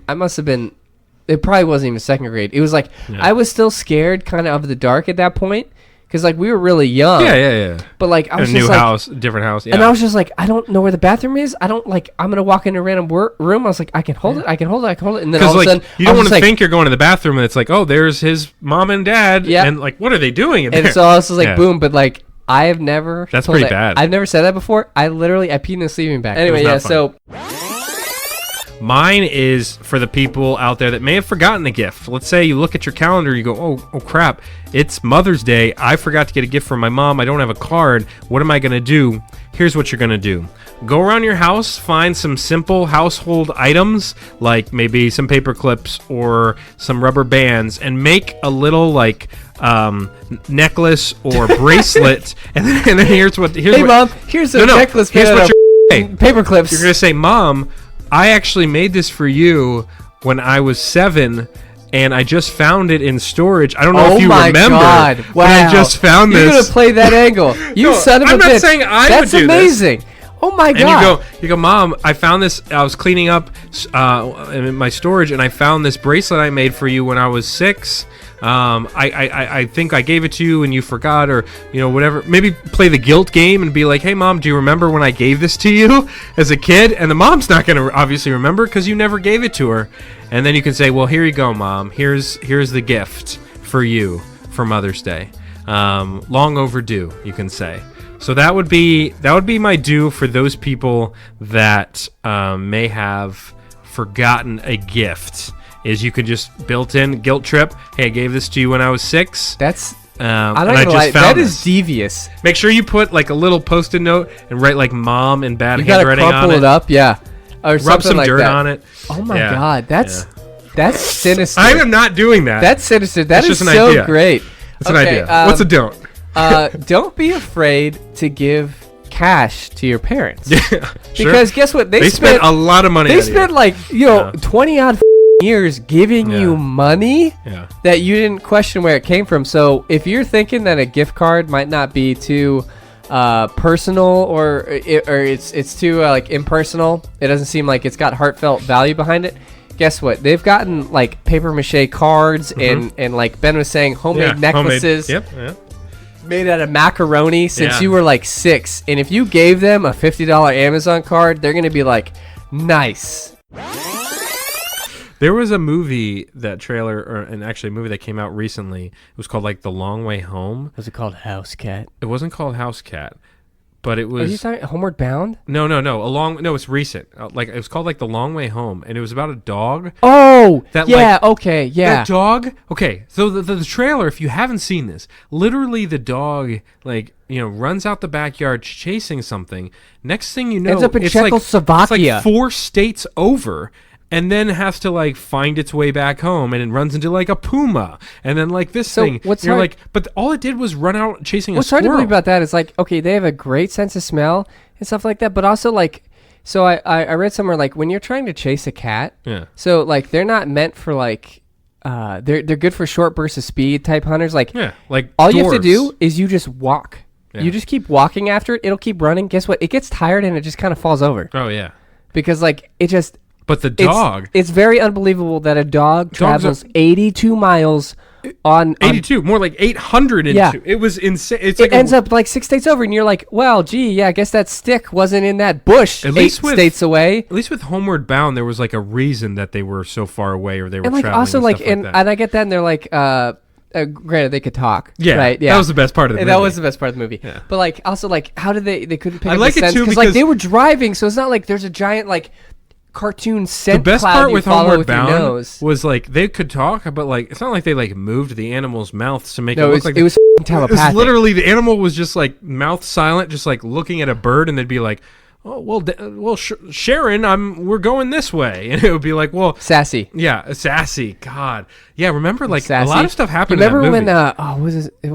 It wasn't Champ. The old golden retriever. Remember when you thought he died? Yep. And he came walking out of like the tree line, Yeah. and you were like, "Come on!" God, that was like it was like a Lord of the Rings like that was a high final battle oh my moment God. right It was there. just like That's oh, a great yeah. movie. Homeward Bound's a great movie. It was a fantastic movie. I had nothing wrong against the movie. It's just No. like some of these other ones. It's like Yeah. okay, yeah, the dog, but like. The dog's not going to end up 6 states over. No. Someone It's has gonna got die. to have seen that It's gonna dog. be dead yeah, by that point. There's no way. There's just no way. There's no way it can't live. loses track of time being like, oh, I'm sniffing the ground. What's this? Canada? Does Chelsea still have the fat cat? Yeah, Onyx? Yeah. It's still oh my kicking. God. Dude, Onyx, How old is that cat? he's probably like 15, 16 now. Okay. Maybe yeah. something like that. I don't know. I got to see him again, and he like was super excited to see me. And he does this stuff where he, like crawls, and he likes to hang on. He kind of hangs like a mink scarf would. It's like a denim, like just kind of hangs on you. And he is so heavy, man. I was like, I can't do this. Onyx, fat cat. Fat cats. He are used fun. to be an apex predator. Yeah. Every time I look at him, and I tell Chelsea all the time, He's I'm past like, his prime. I'm man. like, you remember what he used He's to a be? retired linebacker. This guy was the most feared cat in like our small area of Reston. Like he single-handedly killed probably over like 200 birds. Man, that's a hell of a. Like he got tattoos every single time on his belly. Yeah, of course, yeah. And it's like it's like the bird teardrops eyes. for the bloods. Yeah. It's like X's for each bird. That One was of killed. one of our cats did run into a fox. Fought a fox. Whoa. Yeah, we found it underneath this like kind of like not underneath. It's like this overhang of a window out front of our house, and it had a chunk taken out of its paw. Part of its ear was missing, and like it was all grizzled and The stuff. cat or the fox? The cat. Yeah. Yeah, and it like fought off this fox that tried Damn. to eat it. Yeah, it was crazy. I like that. It was crazy, man. Man, cats are wild animals. yeah. So what's the word again? Grimold? Grimalkin. Grimalkin. Or Grimalkin? It's either Grimalkin or Grimalkin. Yeah. I don't know how else you can pronounce Who that. cares? That's who cares? That's the whole point of our show. Okay, sorry. I missed one other time that he Oh, almost nice, died. of course. 1968, he was teaching his kid how to shoot a gun, and he shot himself in the nuts. Oh. He blew his nuts off and almost bled out. Oh no! So maybe he wasn't able to. The nuts didn't survive, but he did. So he was fine. He just didn't Okay. have any more He couldn't have testicles. any more kids or testicles. Yeah. But like that's insane. I mean, like, and I can see some of them, like, okay, car accidents, like, okay, maybe it wasn't like a fatal crash, it caught on fire, sure. Yeah. When you get sucked out of a plane and thrown through the air from a plane into a haystack and live, what do you... Again, that's a cartoon move right there. That's Laying like in a bed of I was hay. safe, yeah, don't worry, something broke my fall. It was like you were in a plane hurtling towards the ground, like Lost style, crashing into an island, and like 19 other people died on that. At that point, yeah, I'm not surprised he won the lottery. I would have started playing the lottery pretty much immediately after like the third time, the third brush with death. It's like, oh yeah, I got some luck, and then you just start playing it, and then to end your life with that. I wonder how he died. Do you know that? No, I don't actually. Because that would be interesting if a man who survived So what so if they're, much like- died at something very like. What if it's like insignificant. something where like he went down to the crossroads and made Yeah. a deal with the devil, and like he cannot die until the still devil alive takes right his now. soul. What's his till name he again? completes it. Franz. It's it's Frane. Probably Franz, but- So oh, Frane. Frane or Fran Yeah, Frane. Salak, SELAK. Frane Salak, the luckiest man in the world. He's pretty freaking lucky. Jesus. And so we'd roll into our next man and our last guy to Sure. round out this full body brain explosion. Oh, I'm 'Cause I don't know about you, exploding. but my brain has just splattered all over the back. Oh, of I'm here. I'm exploding. Much like that dude's testicles. Yeah. That's a Oh, weird comment. that's a rough one. Leaving my mouth, that felt dirty. Yeah, that's a rough one to have. Um, Out of all those things, I think that's the Like, worst how do you- one. so he's teaching his kid how to use this gun, Here's what and you're the gonna do. safety's First thing off. you're gonna do is aim He's it like, directly yeah, at your just- crotch. These kids, like, they've got the earmuffs on. It's like, all right, first rule of the Yeah. range. Point it down at your dick. You point it downrange at your testicles. This is the safest position for the gun to be Don't in. pull the trigger. Oh, God. Oh, yeah. and there goes one. Ooh, Oh, I just wonder, there like, goes righty. I get it. The safety wasn't on, but like that's like, or maybe it's like, all right, kid, you want to tuck it in You your would waist think- belt here, like an 80s gangster. Now, I don't know that much about gun handling, but I'm pretty sure Well, guess one of what? the early Unless- rules is don't aim the barrel near anything else. Like anything. Not even yourself. Yeah, Yeah. that's a general rule. Is you angle it away from everyone. You Yeah. don't point it at the boys and roll the Oh, dice man. there. That's out of all those brushes with death, that's the one I'm most afraid of. Like, not happening, but 100%. the most that I'm like, yeah. God, that would be the worst one out of them all. Just like Ugh. You know how much that would hurt? And meanwhile, his son is just sitting there just like, Dad? I'm trying to replay this in my mind. It's like, okay, the safety wasn't off. He's Yeah. teaching his kid how to properly fire a gun. There is no conceivable notion unless his kid was the one that actually shot him in the nuts, and he took ownership over that. Like CSI, it's like, I'd respect look him at for the that. way the bullet entered Yeah. his genitals, and maybe you can recreate Suddenly, the like, firing the angle. police are all like doing diagrams and like all right, Reopening the case. The nuts were here. There's right. Okay, can you blow those up a little bit bigger? And there's the nut there. And then there's nut there, and then the angle of the ball. And where's the shaft? Where is the shaft in relation to what's happening? There was a second shooter Oh God, on the grassy knoll. Kennedy. Yeah. Um. Could you- But just like imagine that, like 10 years later, like they're knocking on the door of his son. Also- Mr. Salak, so the penis wasn't. you've been harmed. served. It was Huh? the balls. The penis wasn't harmed. So Yeah, I mean your penis still functions. The I know. testicles. Well, I really know. I'm just- saying so. Like the penis wasn't in the way, so it wasn't like either. Maybe it was off to the side. Well, you could say that, or maybe he wasn't gifted. You know. That's true. In That's that- true. I mean, But like either way, like to do that, to blow off your nuts and not Yeah. hit anything else is also it's suspicious, is what it is. son's like, is that how we're supposed to do it? Okay, I'll try too. yeah. No. But Okay. so we moved to Bill Morgan. Bill Morgan. Bill Morgan has both of his testicles. He does. So I Maybe. believe, He's got 3 testicles. as far as the sources dictate, as far as the sources say, he does have his boys intact. Okay. So Bill Morgan was initially very unlucky. His car collided with a truck. He was crushed, and he was. He was just really upset. He was crushed. Yeah, he just was like "Oh, super man. bummed about it. It was a nice this car, a lot of sucks memories. So much. I loved that Miata. So he was physically crushed by the car, severe injuries. He was actually dead for 14 minutes. Jeez, that's a long time. And unless they're performing constant CPR, like that's a long time That's to be a- down yeah. without suffering brain To damage. be able to come back. Lack yeah. of oxygen. It's just. I feel like that happens within the first like 5 minutes. You can lose. So he gets revived, Uh-huh. slips into a coma Okay. for 12 days. His family. This is the most awkward part. Pulls the plug. Oh, of course. His family pulled the plug. I hated this guy. This is a great he excuse. kept living, Wow. and then he woke up. Like, how do you have that conversation with a? That's true. Oh, Doris. You definitely can't like, bring that up. You can't, and you got to be like, Yeah. doctors You gotta don't. Hey, But hey, we get know it, that it get happens, Yeah, tell so- him what medication he needs to take. All this other stuff. Yeah. Don't f***ing mention Yeah. we pulled the plug. Let's see. Let Let's me just plug. Anyone say plug? Nothing. Yeah, There's no plug. Is looking- that lamp plugged in? looking through the notes here, Mr. Morrison. So you were in a coma for these days, and then your No, family. no, no, no, no, no, no. He said. yeah. Sorry. What was that? Oh yeah. Nothing. It was, he said that your lamp was unplugged, but we made sure Oh. that all plugs stayed in the socket the whole time. No. We're talking about the plug. You guys. Yeah, no. pulled the- I know. We had a plug in the audience on the Oh. last live show taping. Oh, okay. There's nothing else that you need to worry about. There were no plugs that ever left any socket. Oh, okay. I don't know why. What are you, an electrician here? right. Yeah. Anyway, I guess. honey, you're Okay. fine, honey. You're fine. That's Like, how do you? Wild. How do you talk about that? you can't. How do you talk about? How do you look at your? You're like, and I get it. Maybe like they had this agreement, like, honey, if I'm ever brain dead, Yeah. pull the plug. I haven't had that conversation yet with. my Actually, I wife. had that. I'm like, if Oh, I'm ever yeah. at the point where I'm like, Well, yeah. you can't revive me and stuff like that, take my organs, use them for like 7 pounds, like Will Smith it. Terry Schiavo it. Yeah, whatever. Remember that when that happened? Jesus Christ. Sorry. Okay. Yeah, but- that was like 10 years ago. None of us know Terry Schiavo, but that's the first one that comes Oh to mind. God, that was such a rough time. Yeah, but for the how- Schiavo family, Yeah, yes. it was, Not yeah. for you. No, but I you mean, were like like- 16. God damn it, Terry. But like, yeah, how do you?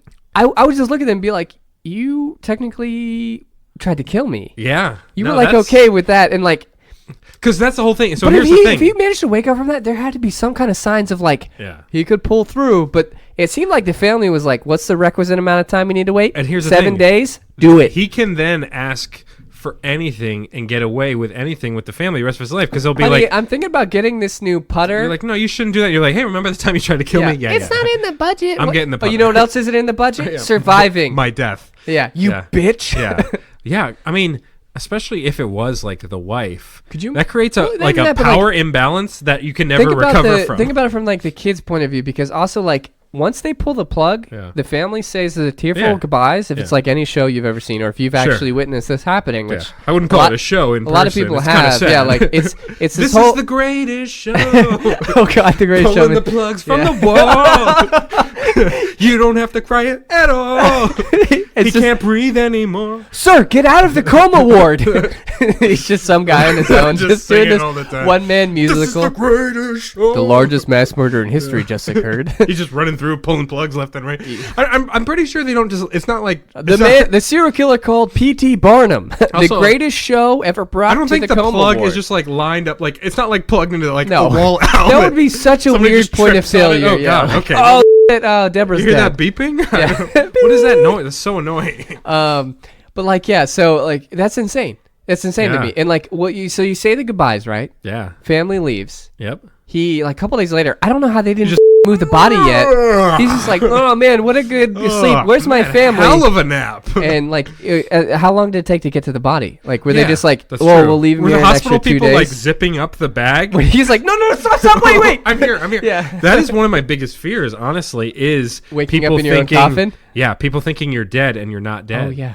Oh, 100%. That's like a big thing, especially coffin-wise, because those Before things, 'cause anyone puts me dirt in- is piled on you. Before anyone puts me in any type of body bag, you were checking my pulse 8 times. You can't get out of that. You do understand that. You're in the coffin. It's covered in dirt. The door is shut with dirt. You can't get out of there.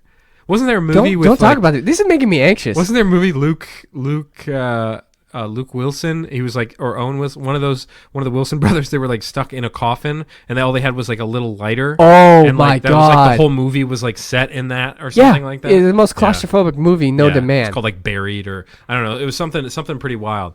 That is so for this guy in particular. Again, it did give him a leverage over all of his family. He now has an instant trump card because and I don't know all the circumstances surrounding how I would love to. I might dig into that and look at Sure. maybe see if they have We some can do a hospital follow up to some of these. Yeah. what the hospital charts say because how do you Hospital charts say dead. Nope, never mind. you remove him off life support, but maybe he would just kept breathing. Yeah. And they're like, we don't know what well, to that's do with also this. on like Because, the like, if they hospital don't- staff too. Yeah, a little bit. if they don't die, then you can't touch them. You can't kill them. This isn't Kevorkian. Like you Yeah, can't be yeah. like pillow on the face. yeah, But No, like I think he's breathing. No, he's not. No, yeah. he's not. So like if you remove all sort of life support, like the breathing devices, if they keep going, like Yeah. what they do, I think, is they have to leave them until it happens. yeah, And so maybe it just didn't happen, and then he woke up and he was like, "Where are all the machines?" yeah. And the family probably wasn't even there. He just Yeah. like woke up. He's like, So- "Am I supposed to be here? Like, what's so going all on?" all that crap happens to him. Wow. It's terrible. I can't even imagine. Are you ready? Yeah, I'm ready. I'm gonna open the door here. Let you into the fish tank. Good afternoon, fishes. Fish 1, fish 2, fish 3, blue fish, green fish, yellow fish. I'm ready to do this. Are you? Yes. So, I've been doing a lot of thinking lately, and when I do a lot of thinking, I get hungry. And you know what I do when I get hungry? I go to my pantry. I open it up and I reach for my favorite snack, only to find out that it is not there. Ooh. I'd eaten it all and I'd forgotten. Well, I had to keep thinking that there needs to be a solution to this, and so I went to the drawing board. I consulted many different companies, different technologies, and I arrived at iPantry, the first intelligent food storing and stock level notification system. You simply install the module into your pantry. It will scan and record quantities, levels, replenishment. It will track your grocery list. It'll tell you what you need to order, when you need to order it, what's left, and what you need to complete and to fully stock your pantry. It's called iPantry. Available now. So the device just tells you what you have left of that stock. No. I don't mean to be rude here, Foods- but I don't think that you fully were paying attention. Food storing and stock level notification system. So basically, if you open So your pantry and you you will see never 2 be boxes of cookies, You will verify. It will say you've got 2 boxes of cookies left. Even better But you're is like, I see that. when you're away from the house Okay. and you go, I can't remember if I had bought bread or not. Okay. And the worst thing is when you get back to your house and you're like, oh crap, I don't have milk or I don't have Yeah. bread. I got to go back out and do. You don't want to Sure. go back out and do that. So you now can monitor your food stock levels Okay. remotely. So you're at the store, it'll pull up things that either are expired that you need to get rid of, things that you're almost out of, things you need to think about buying based on your previous history. It will basically build you a grocery list to maintain the healthiest and the most plentiful pantry that you could possibly have. Now we do have options for the fridge as well. Yeah, they're coming out with that. They are. That's currently still in Sure. R&D. That's a real thing. It is? Yeah, they're coming out with that. Oh. A smart fridge. Right, so we're doing this, but this is iPantry. The pantry, they are not. I have not heard anything about smart fridge. They are making Yeah, fridges. so this they'll is- automatically order stuff for you through Yeah. Amazon. So you just have to quick check the app and see, Sure. and it basically it has different kind of breakdowns and reports that you can run. And it can be like, hey, you So is have this in tandem 3 with cans- Apple? 3 Because it's cans of beef. iPantry. That's No, something no, it's different. It's kind of like iHome. iHome isn't an Apple product, Oh, but it's an Apple iHome. product.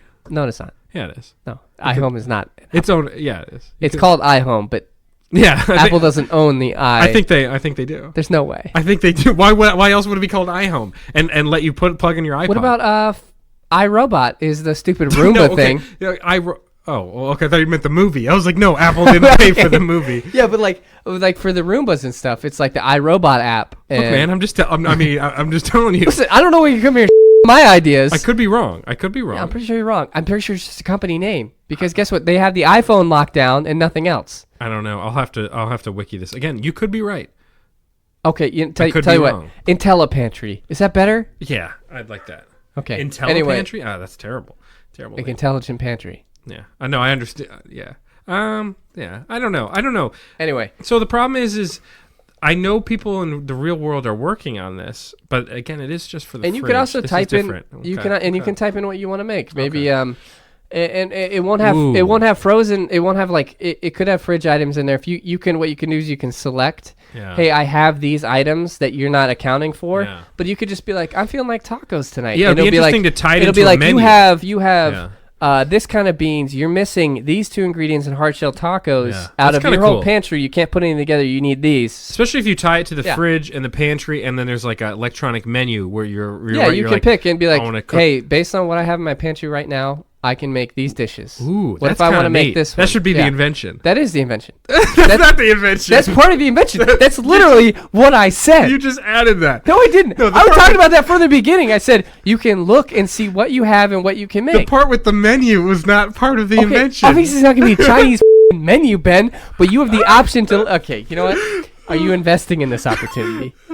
I love when you pretend. I'll give you 4 stars. I Okay, love when you first of all, pretend so that the you know, idea is like yours as we're like inventing It is the though. idea. This was my idea. No. The iPantry's your idea. All you did was say, this exists. Oh, wow, that function you just described to me would be really cool. I'm like, it is, isn't it? No, what I said is I invented the function of here's all the No, recipes you that didn't. work with your. I literally explained this to you. This said food storage and stock level notification Okay. system. It says you That have was just 2 a bags of tagline. chips in your pantry. Okay. And it's like, oh, okay, thanks for telling me also what I said already you know. and then I said you can search to see if you can make this stuff, and you said, wow, that I would be retract really 1 cool. star. You can't do that. 3 stars. It was a 4-star idea before It you was a did 3-star idea. that. No, it was a 4-star idea Crap. before Now you the did problem with me ripping this to shreds is now I have to go. that. Yeah. And this Good gonna luck. go well. What is a do for final exams? So one do that you can kind of utilize for final exams is this one's a little bit harder, but you're gonna play the mental game. What you're gonna go for is you're gonna get that curve. So your goal is to get everyone to do so bad that all of your grades get bumped up. Now this means you don't need to outperform anyone in particular. You need to maybe when you get the test down, you go like, yes, this is so easy. Yeah. Or be like, ask questions that have like very intricate meanings about these things. Be like, are we supposed to consider this variable, blah, blah, blah. And then people are like, they're thinking so much about that. Maybe you've studied so hard that you just like throw out answers that seem wrong, or you're leaning over and being like, hey, that's a trick question. They just passed this to me a couple days ago with this guy in my fraternity. Yeah. That's wrong. You need to go with this. And you know, that or maybe a couple days before, Yeah. you hold study groups and you start teaching the wrong information. And so what you're going to do is you're going to collectively drag everyone's grade down so Yeah. that the new average is bumped up. That's a good. It's the a way to curve is skate. helpful. It's a way to skate by without truly learning the content. And I I, like think that. that's what you went to college for. Here's my do. Yeah. Bring your own test. Oh my Now, God, here's the that's thing. amazing. Here's the thing. You're Holy going to up. They're going to be passing out tests. You just go, oh, no, I've already got one. Not And even then- that. Just I think it would be better if you swapped it out. Yeah, or you swap it out. It's really whatever type of test you want it to be. It could be on any subject matter. It could be On the colors. on the color. It could be anything. You fill that out. You pass that back with everybody else. The teacher at that point It's like, did I hand this out? it's the end of the semester. There's really nothing left for him to do or her to do. All they got to do is just grade that specific test, and that's going to be your grade. Like- It's too late to make you It's- try it again. It's genius. And if they make you try it again, guess what? You just bought an extra week to talk to study. people who just took Yep. that actual test. Or do that, yeah. That's that the works. craziest part. Like, cause imagine handing that back in if the teacher had no idea you switched it and be like, Yeah. "This test was crazy." Like, or you hand it and you'd be like, "That was Act like, yeah. that was the best joke test I've ever taken." Yeah. Like, thank you so much. Have a great summer. And you walk away, and they're looking at this thing, being like, "What color is the sky? Blue. Who's the best teacher? This person." God. Thank you so much for that. That was such a gift. I was really worried about my grade in this class. That and would be thank you so much. incredible. Like, what the Because I think I mentioned before, I had because I got such a severe concussion one year. I missed so many days of school. In addition to senioritis, we had it was like AP government or something. Yeah. And I remember walking in one time and we had these final projects due, and it was due after we had already graduated sort of or something. Like seniors stopped coming to school past a certain day. Yeah. And I remember telling her, I was like, "This is the last day that you're going to see me." She's like, "Well, you have to present on Wednesday." I was like, "This is the last day you're gonna see me." My head, it hurts. And she's like, "Say no more. I'll just give you the class average for it." And I was like, "I really hope that the class does a good Yeah, job." then you turn around and look Yeah. at a bunch of idiots. But tell us a little bit about what you got here. Here's a really interesting fact that I found doing a little bit of research. So pigs and other animals, Okay. they often roamed about and shared spaces with humans. So we were figuring out the whole domestication game. Yeah. It's pretty common for wherever the pigs are residing or very close to the house. Sometimes that you spend a lot of time Almost like a friend of the family. with your livestock. Yeah. So they became a real hazard for their health. So not only the bacteria and stuff they're bringing in, they actually, especially for children, there were a lot of accounts of pigs eating kids. And hurting them too. I mean, other animals will hurt them, but there were a few accounts of pigs actually eating these kids. If the pigs aren't eating, they're hungry. Pigs can actually go through a human being in a pretty good amount of time if you got a lot of them. Really? Yeah. Oh my God! So it's like a They're group death. omnivores. Yeah. So it's like all of them eating. So it's like 5 or 6 pigs eating somebody's body. Yeah, that might be an effective way to dispose of a body. Yeah. I mean, you need a lot of Toss pigs them into for a pit that. of hungry pigs. Yeah, but and at this time, pigs and other animals could actually be tried in a court of law. Oh, okay, good. And sentenced. I'm glad that our legal system was used well back then as well. And often they were sentenced to death. Shocker. Did they get a lawyer? I know what you're thinking. Yeah. No, they did not. Damn it. But what a crazy court case to be. What if you got summoned for jury duty, right? That's a so pig. you walk into this, what makeshift, it's probably outside, this courtroom type atmosphere. You have the magistrate, the judge and jury, you have the bailiff. You got so we're in the jury where. So did you hear? Did you know what this case is? I heard there's so I heard this kid got absolutely murdered, and so we're here murder. The oh guy, wow, murder. I've been trying to get off of work for a murder for a long time. I know, and it's gonna be really exciting. There were a lot of witnesses. Apparently, this guy's a real psycho, real piece of work. Yeah. I heard he was a really big guy. Yeah. Oh yeah, Like big burly guy, real fat guy. The craziest part is I heard that he ate part of the victim.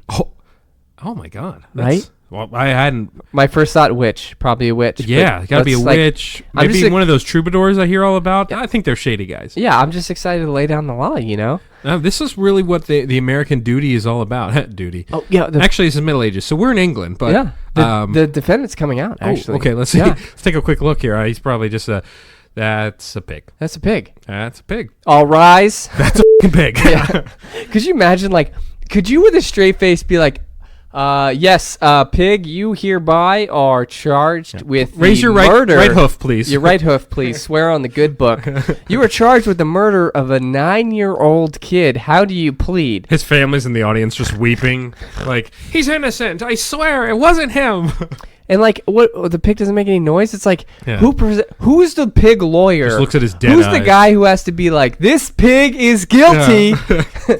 Well, especially so you said that, and they I don't get any sentenced thy lawyers. to bacon. I like that they had to clarify that they don't get any lawyers, as if there's a chance that this pig will get a lawyer. Farmer? We're gonna have to make the rule no lawyer. No Is there lawyer a for this farmer pig. who's defending this pig? This pig is innocent. Yeah. Check his teeth. Yeah, you got character references coming up to the stand. I've known this pig my whole life, and honestly, this pig has done nothing wrong, sir. It let me ride on its this back pig- a few times. This pig saved my child. He wouldn't eat a child. Yeah. That That would be a hell of a trial. And I mean, what are they doing? Yeah, the And judge. guess what? If it ends up with like a death sentence, Yeah. cool. They were probably gonna kill that pig for food anyway. The judge goes through their version of law school, and they're like, "Man, I can't is the wait first case we've to get ever had." ready Yeah. to try some criminals and do the whole law thing." And like, what if this guy just all he got was pig cases? That's it, every single Yeah, one. pig starts like oinking, and the judge is just like, "We don't negotiate with terrorists." God. Slam the gavel. Pig trial. I'd go to a pig trial. I mean, I'd go just for the novelty of it, but like the sketch, the yeah, trial the courtroom sketch of a just like- pig. it's just Porky the pig, like just drawn. It's just like, I mean, what do they do after that? It's like, the guy's just like, well, this pig ate that kid, kill the pig. And everyone's like, Now, okay, I all right. wonder if that would help or hurt your case if you're the case after the pig trial. Because, like, people would be like, well, that pig's a murderer. And it'd be like, well, you did some bad stuff, too, but at least you're not a murderer like that You pig. could- you could say, you like- could leverage that. Gentlemen, am I here today because I stole a loaf of bread? We clearly saw the level of inhumanity displayed here today. There has been a child eaten. Now it would do disservice to our Lord and our country to stand here debating my fate when we have a murderer in our midst. And they're just like, yeah, you're right. Let's do it. Let's kill the pig. Yeah. Burn the pig. And it's actually a pig roast, and it's a luau. They have a lot of fun. Oh, yeah, actually, pigs are delicious. They but are. I mean, it was it's just like an excuse It for seems them like to a kill really it. weird way to go about killing a pig when you could just literally be does. like, I saw that pig eat a person. Let's get rid of it. Instead, they gave that pig due process. Pig trials. That pig had more rights in that situation than a woman. Yeah, Till you're like, right. you know, like the 1800s. Yeah, That blows my mind. that's wild. They were like, pig, we are going to put you on trial. We're giving you a chance to defend your actions. oh, God. Could you imagine? Yeah. So that's a kind of fun little tidbit there. I am on board here. What do you got here?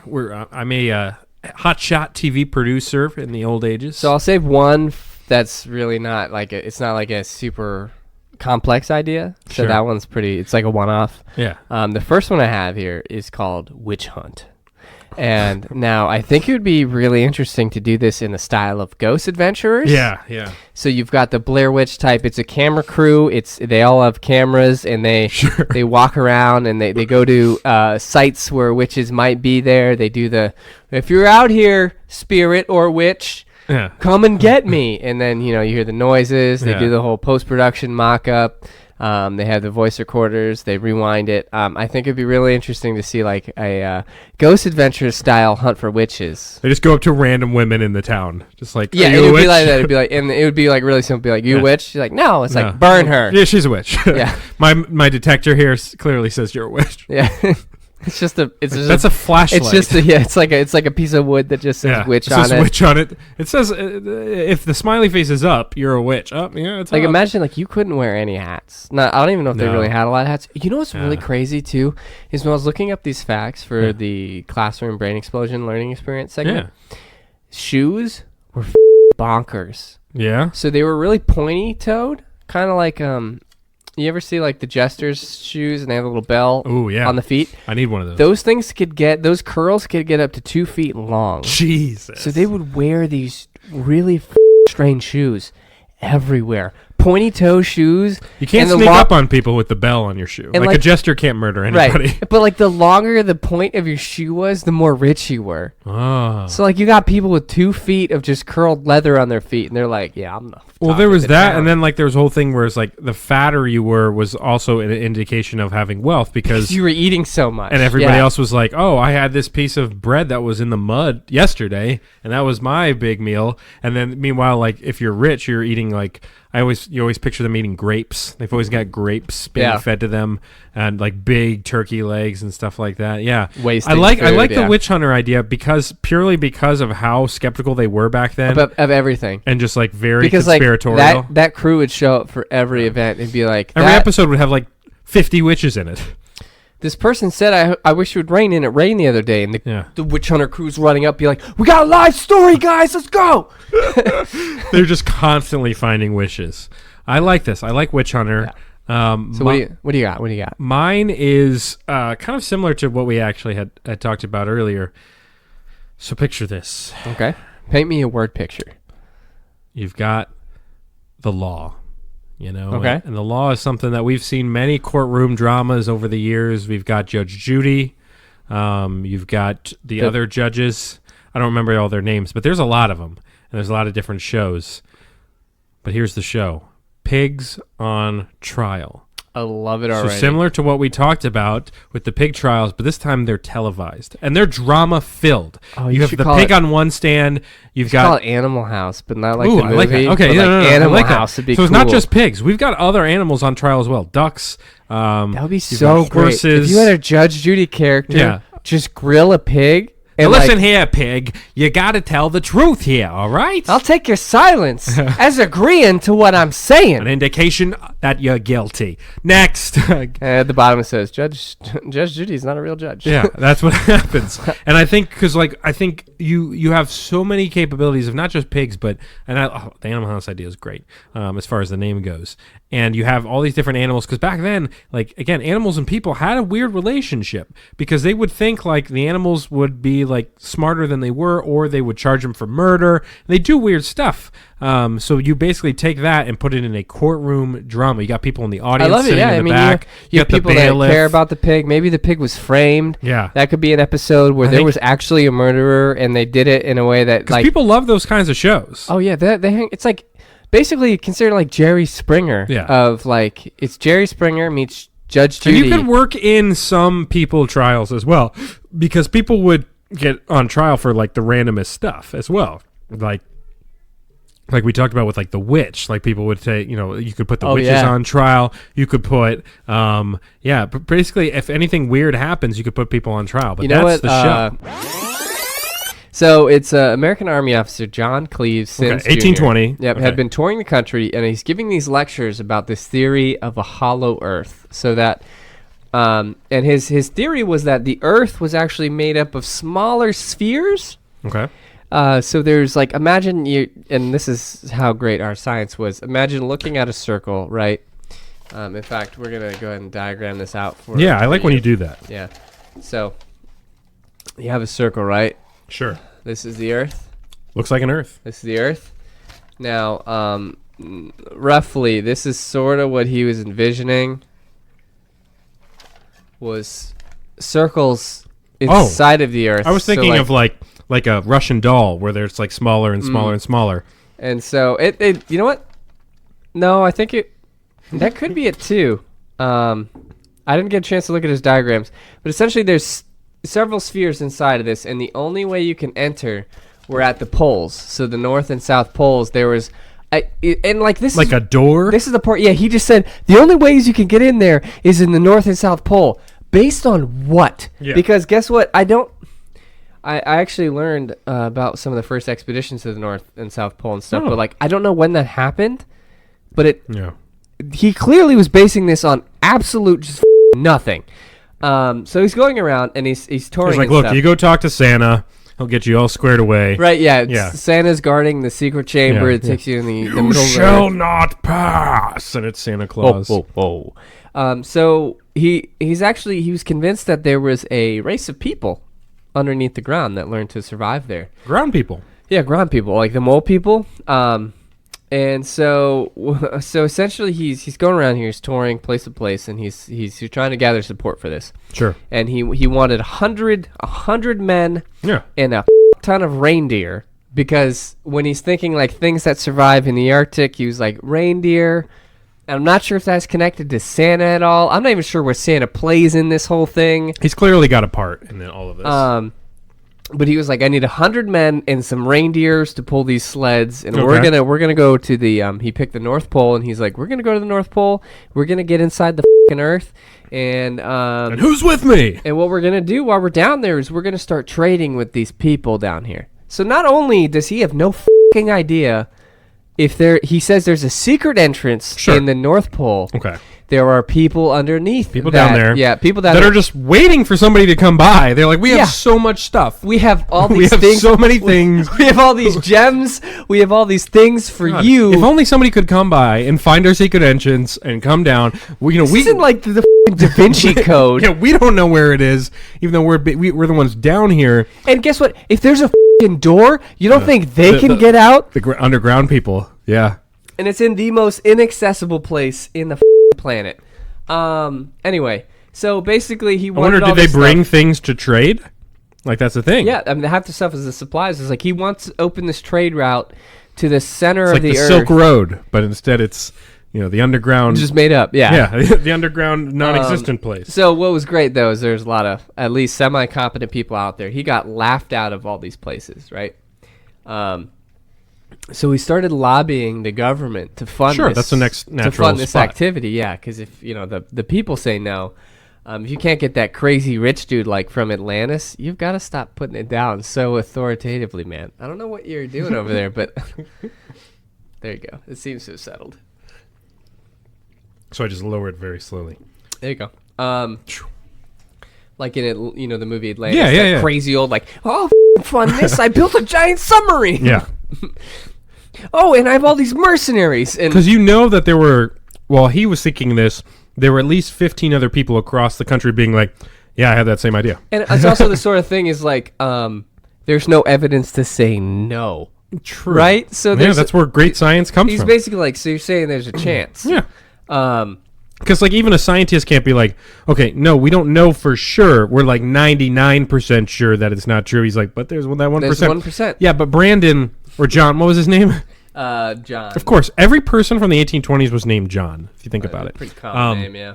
You're like, look, John, it's we've got a couple different theories. We've got we've talked about the mantle and the crust. Right. There's lava there. Yeah. There are and- also people there, though. So you say that, John. I've heard you talk about No. So I don't think you're getting the core concept. So, But John, do I have to show you the circles again? no, the circles. See the circle here. There's another circle. But John, the circles don't really make sense, John. But one circle has that stuff you're talking about, right? But there's Yeah. another circle that's just full of people with tons of and they blankets. can breathe fine, and Yeah, there's it's great. food for them down there. Okay, obviously, and sustainability. you're not thinking about the door at the top and the bottom. True, they It's run out the door ventilation. once It's a month, ventilation. collect their food, then they go Yes. back down, right, John? Yeah, and they're ready to trade with us. Think about their They're cool so ready for underground trade. blankets. Yeah. True. They got a lot of good inventions and ideas. I don't know what. God, they're- I would we'll love for figure out somebody to what come their down here and currency listen is. to my ideas. I have a couple theories. They might use wampum. Yeah, no. They could use Federation credits. It's I'm true. not sure how advanced they are. John,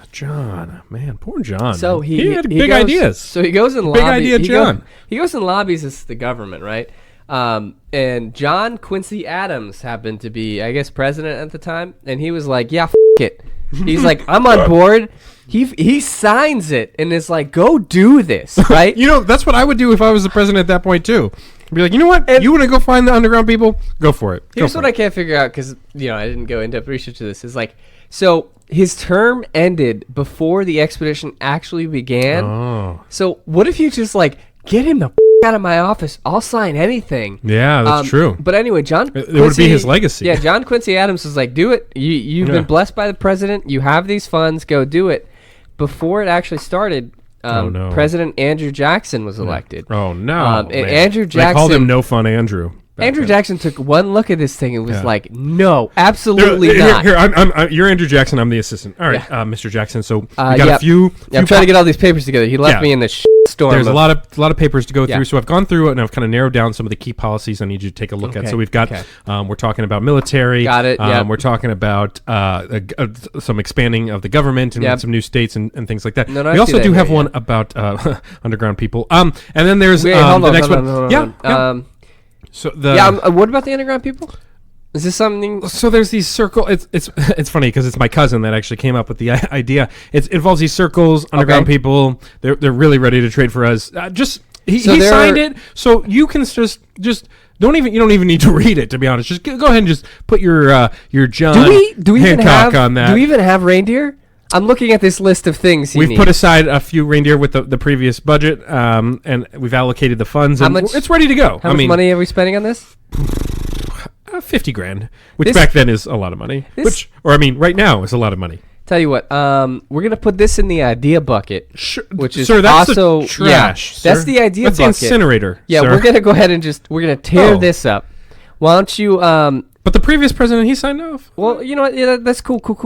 But I'm the new president, Yeah. and no way. But you know what? Take the reindeer, set them loose in North Pole anyway. We okay. can still count them as doing the expedition. There's no way that we're sending this man up Man, here. those poor underground people, they're never going to get to be traded. That's a risk I'm They're willing just sitting to there take. with trading cards. Like, God, I wish somebody with other Pokemon cards would show We'll up finally here. show up here.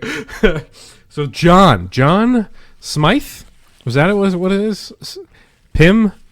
What was his name? John Cleves or Cleves Sims Jr. Man.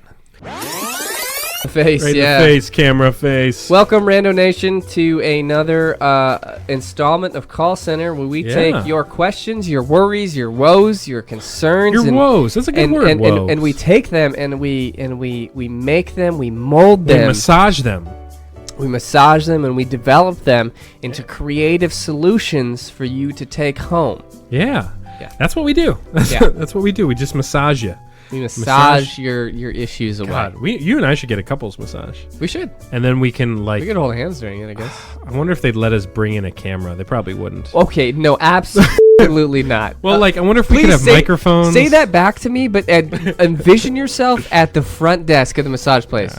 Yeah. Hey, could I bring in just a camera? Nothing sexual. it's I for just the- want to videotape for us a getting podcast. massaged. Yeah. Yeah. It's for a podcast. Yeah. Sex podcast. All right. So Sexcast. here's the. I mean, we've done everything at this point for the podcast. No.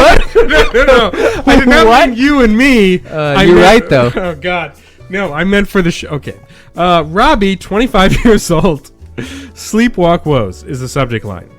I've recently found out my husband sleepwalks. He also ends up getting snacks from the fridge as well. I know you can't wake people when they are sleepwalking, but any tips on how to take steps to avoid this? So right off the bat, Robbie, sleepwalking does not exist. It's a myth. It's a lie that It's people a say. myth? Yes, it's a lie that people say when they're caught sneaking food late at There's night. no fucking way. Yeah, it's not real. Sleepwalking is definitely It's not real, Talk man. to a doctor. Talk to a doctor.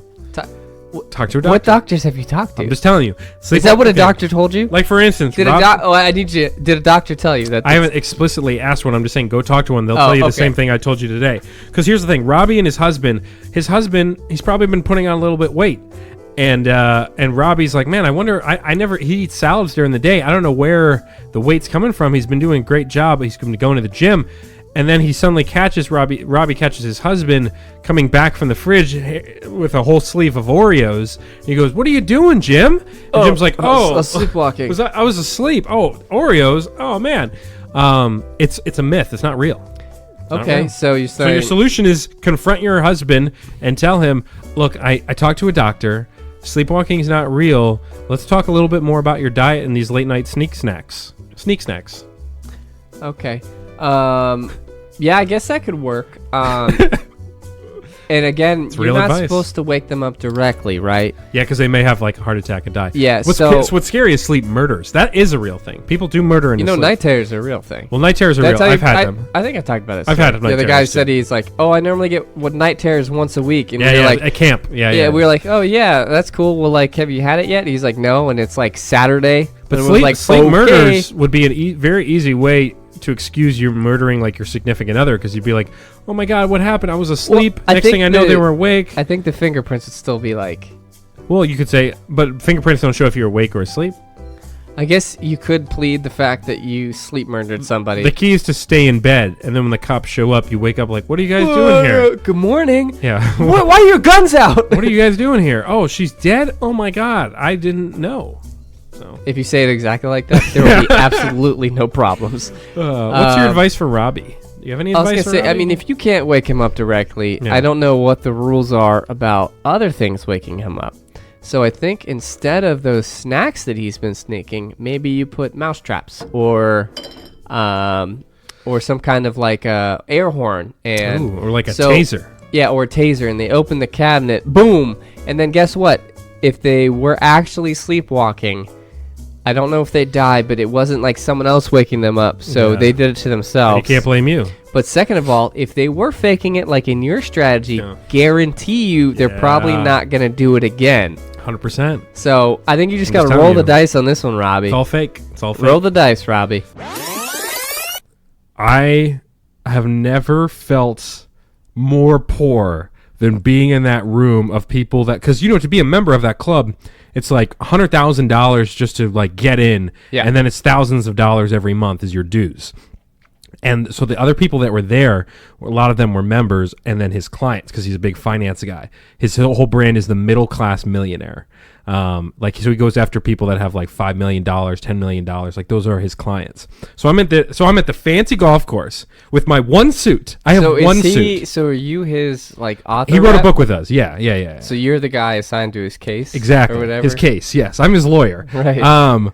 And so I just went, it was like I was there as support. So it's like, hey, because like, here's a representative from our publishing house. But it was one of those things where when you go to those sort of events and you're by yourself and you don't know anybody else, it's one of those, I think some people can handle that situation well. And then me, I did not enjoy it because I did a lot of kind of standing and just kind of looking out the window. Kind of standing by the window with like my beer and just kind of standing out, and it's difficult. Well, especially with that crowd, because what am I going to talk about? Yeah, I know Lamborghinis, right?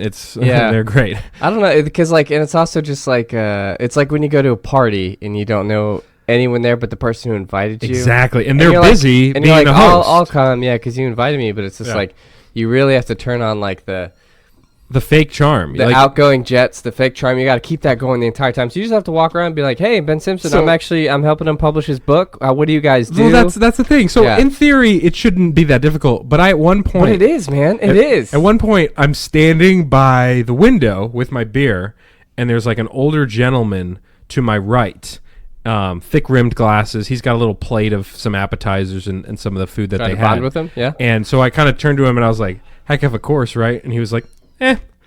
And then he just walked away. And I was like, "Oh no! Oh man!" I had another lady. Ball with you. I had another lady. Took his ball and went home.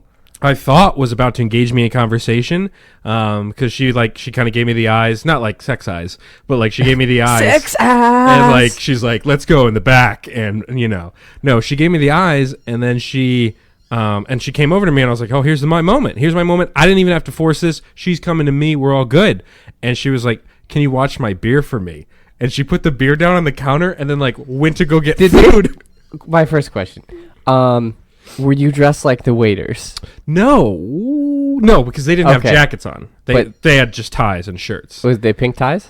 No. Oh, okay. Dark blue, like Jack's Mannequin. That song, dark blue. Jack's Mannequin. But deep reach. She asked, "Can you watch my beer?" And of course, what am I going to say in that situation? I'm not going to go no. So I was like, "Oh, sure." And then she like walked away for a bit. Why does she need her beer watched at a exclusive multi-million-dollar I think party? she was worried about them coming and taking it and like thinking she was done with it. Oh, I agree, because it was an open bar. So she said, "Can you watch my beer?" She walked away. She comes back and she's like, "Oh, thank you." And I was like, "Yeah," and I didn't even take a sip of it.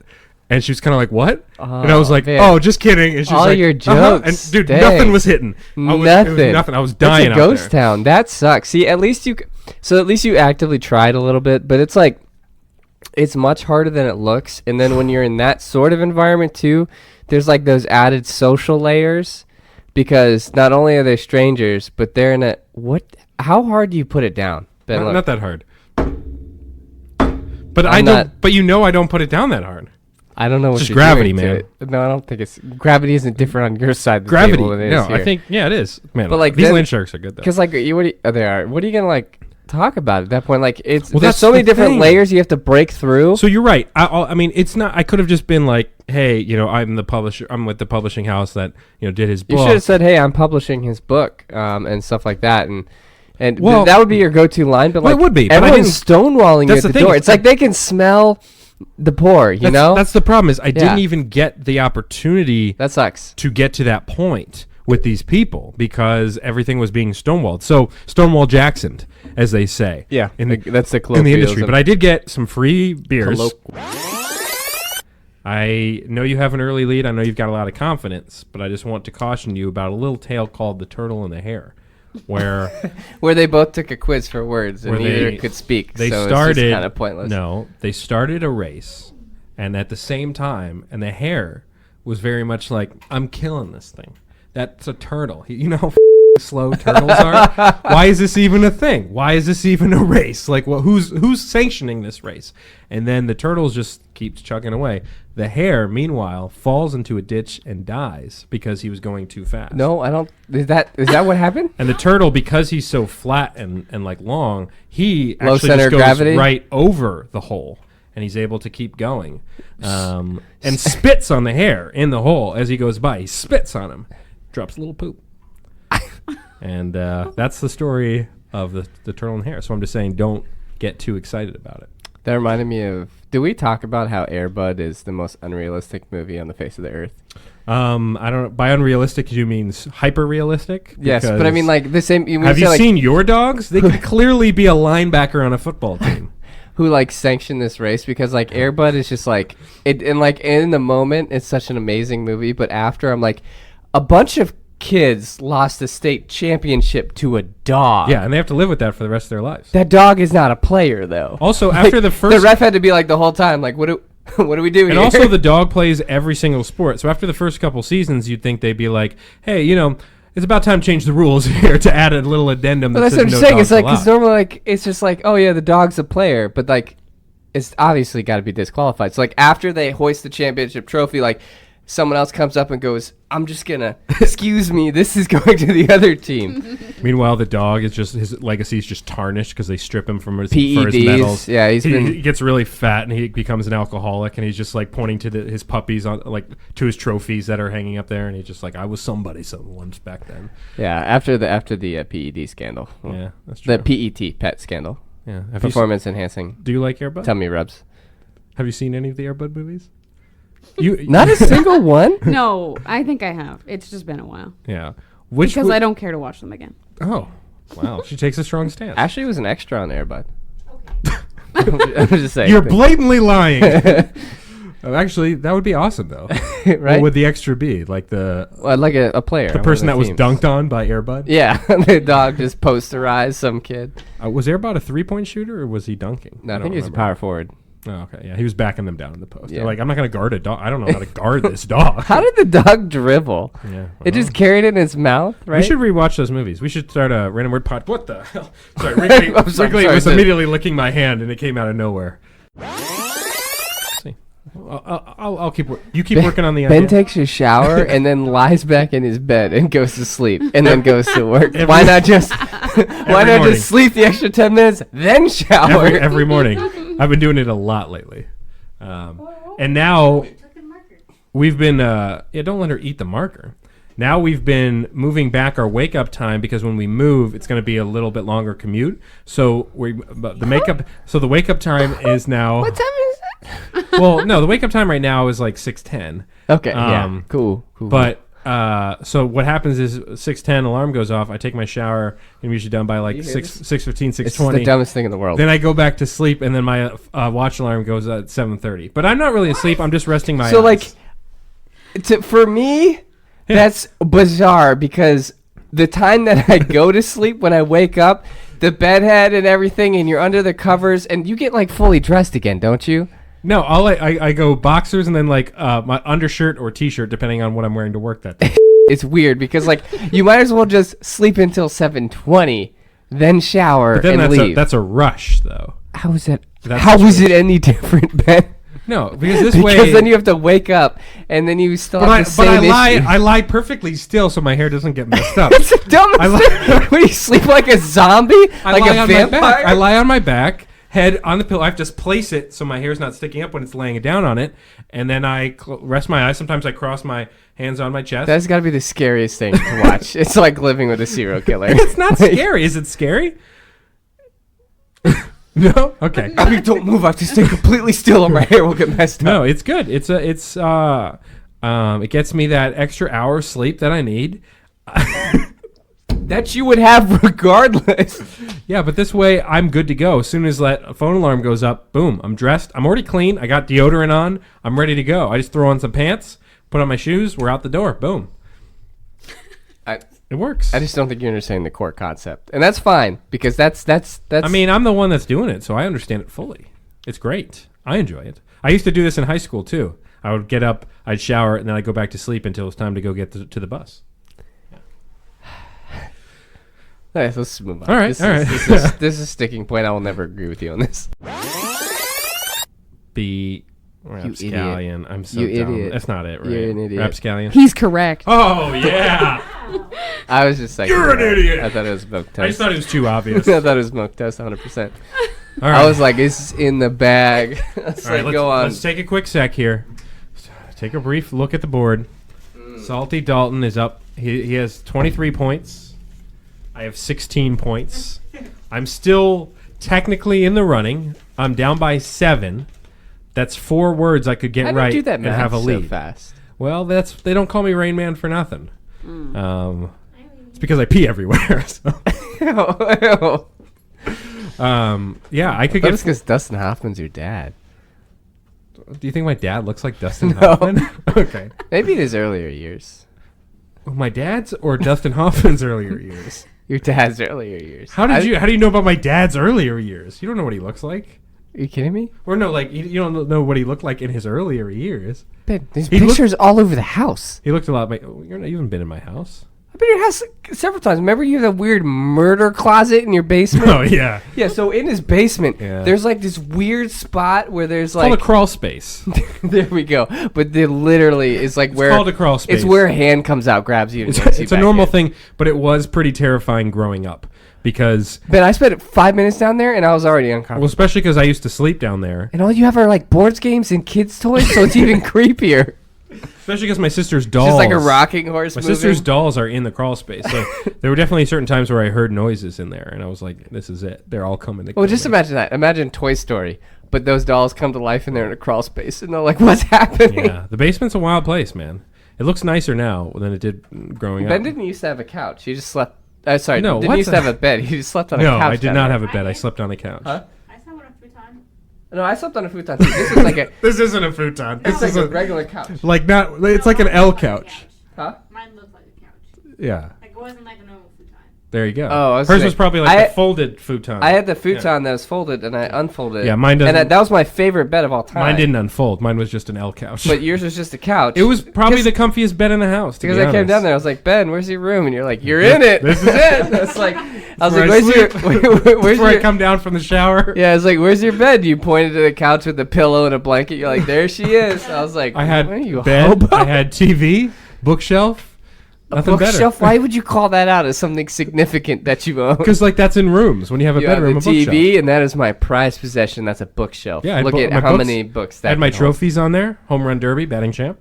Yeah. Thank you. Well, it's Appreciate because it. you were 6'8" at 9 years That's old. true. I was 45 at 15. You were playing. You were like a 30-year-old man amongst Yeah. 5-year-olds. Yeah. No, it's true. And then I had You probably else got did I really have down awesome there? prizes during the marathon, though, right? no.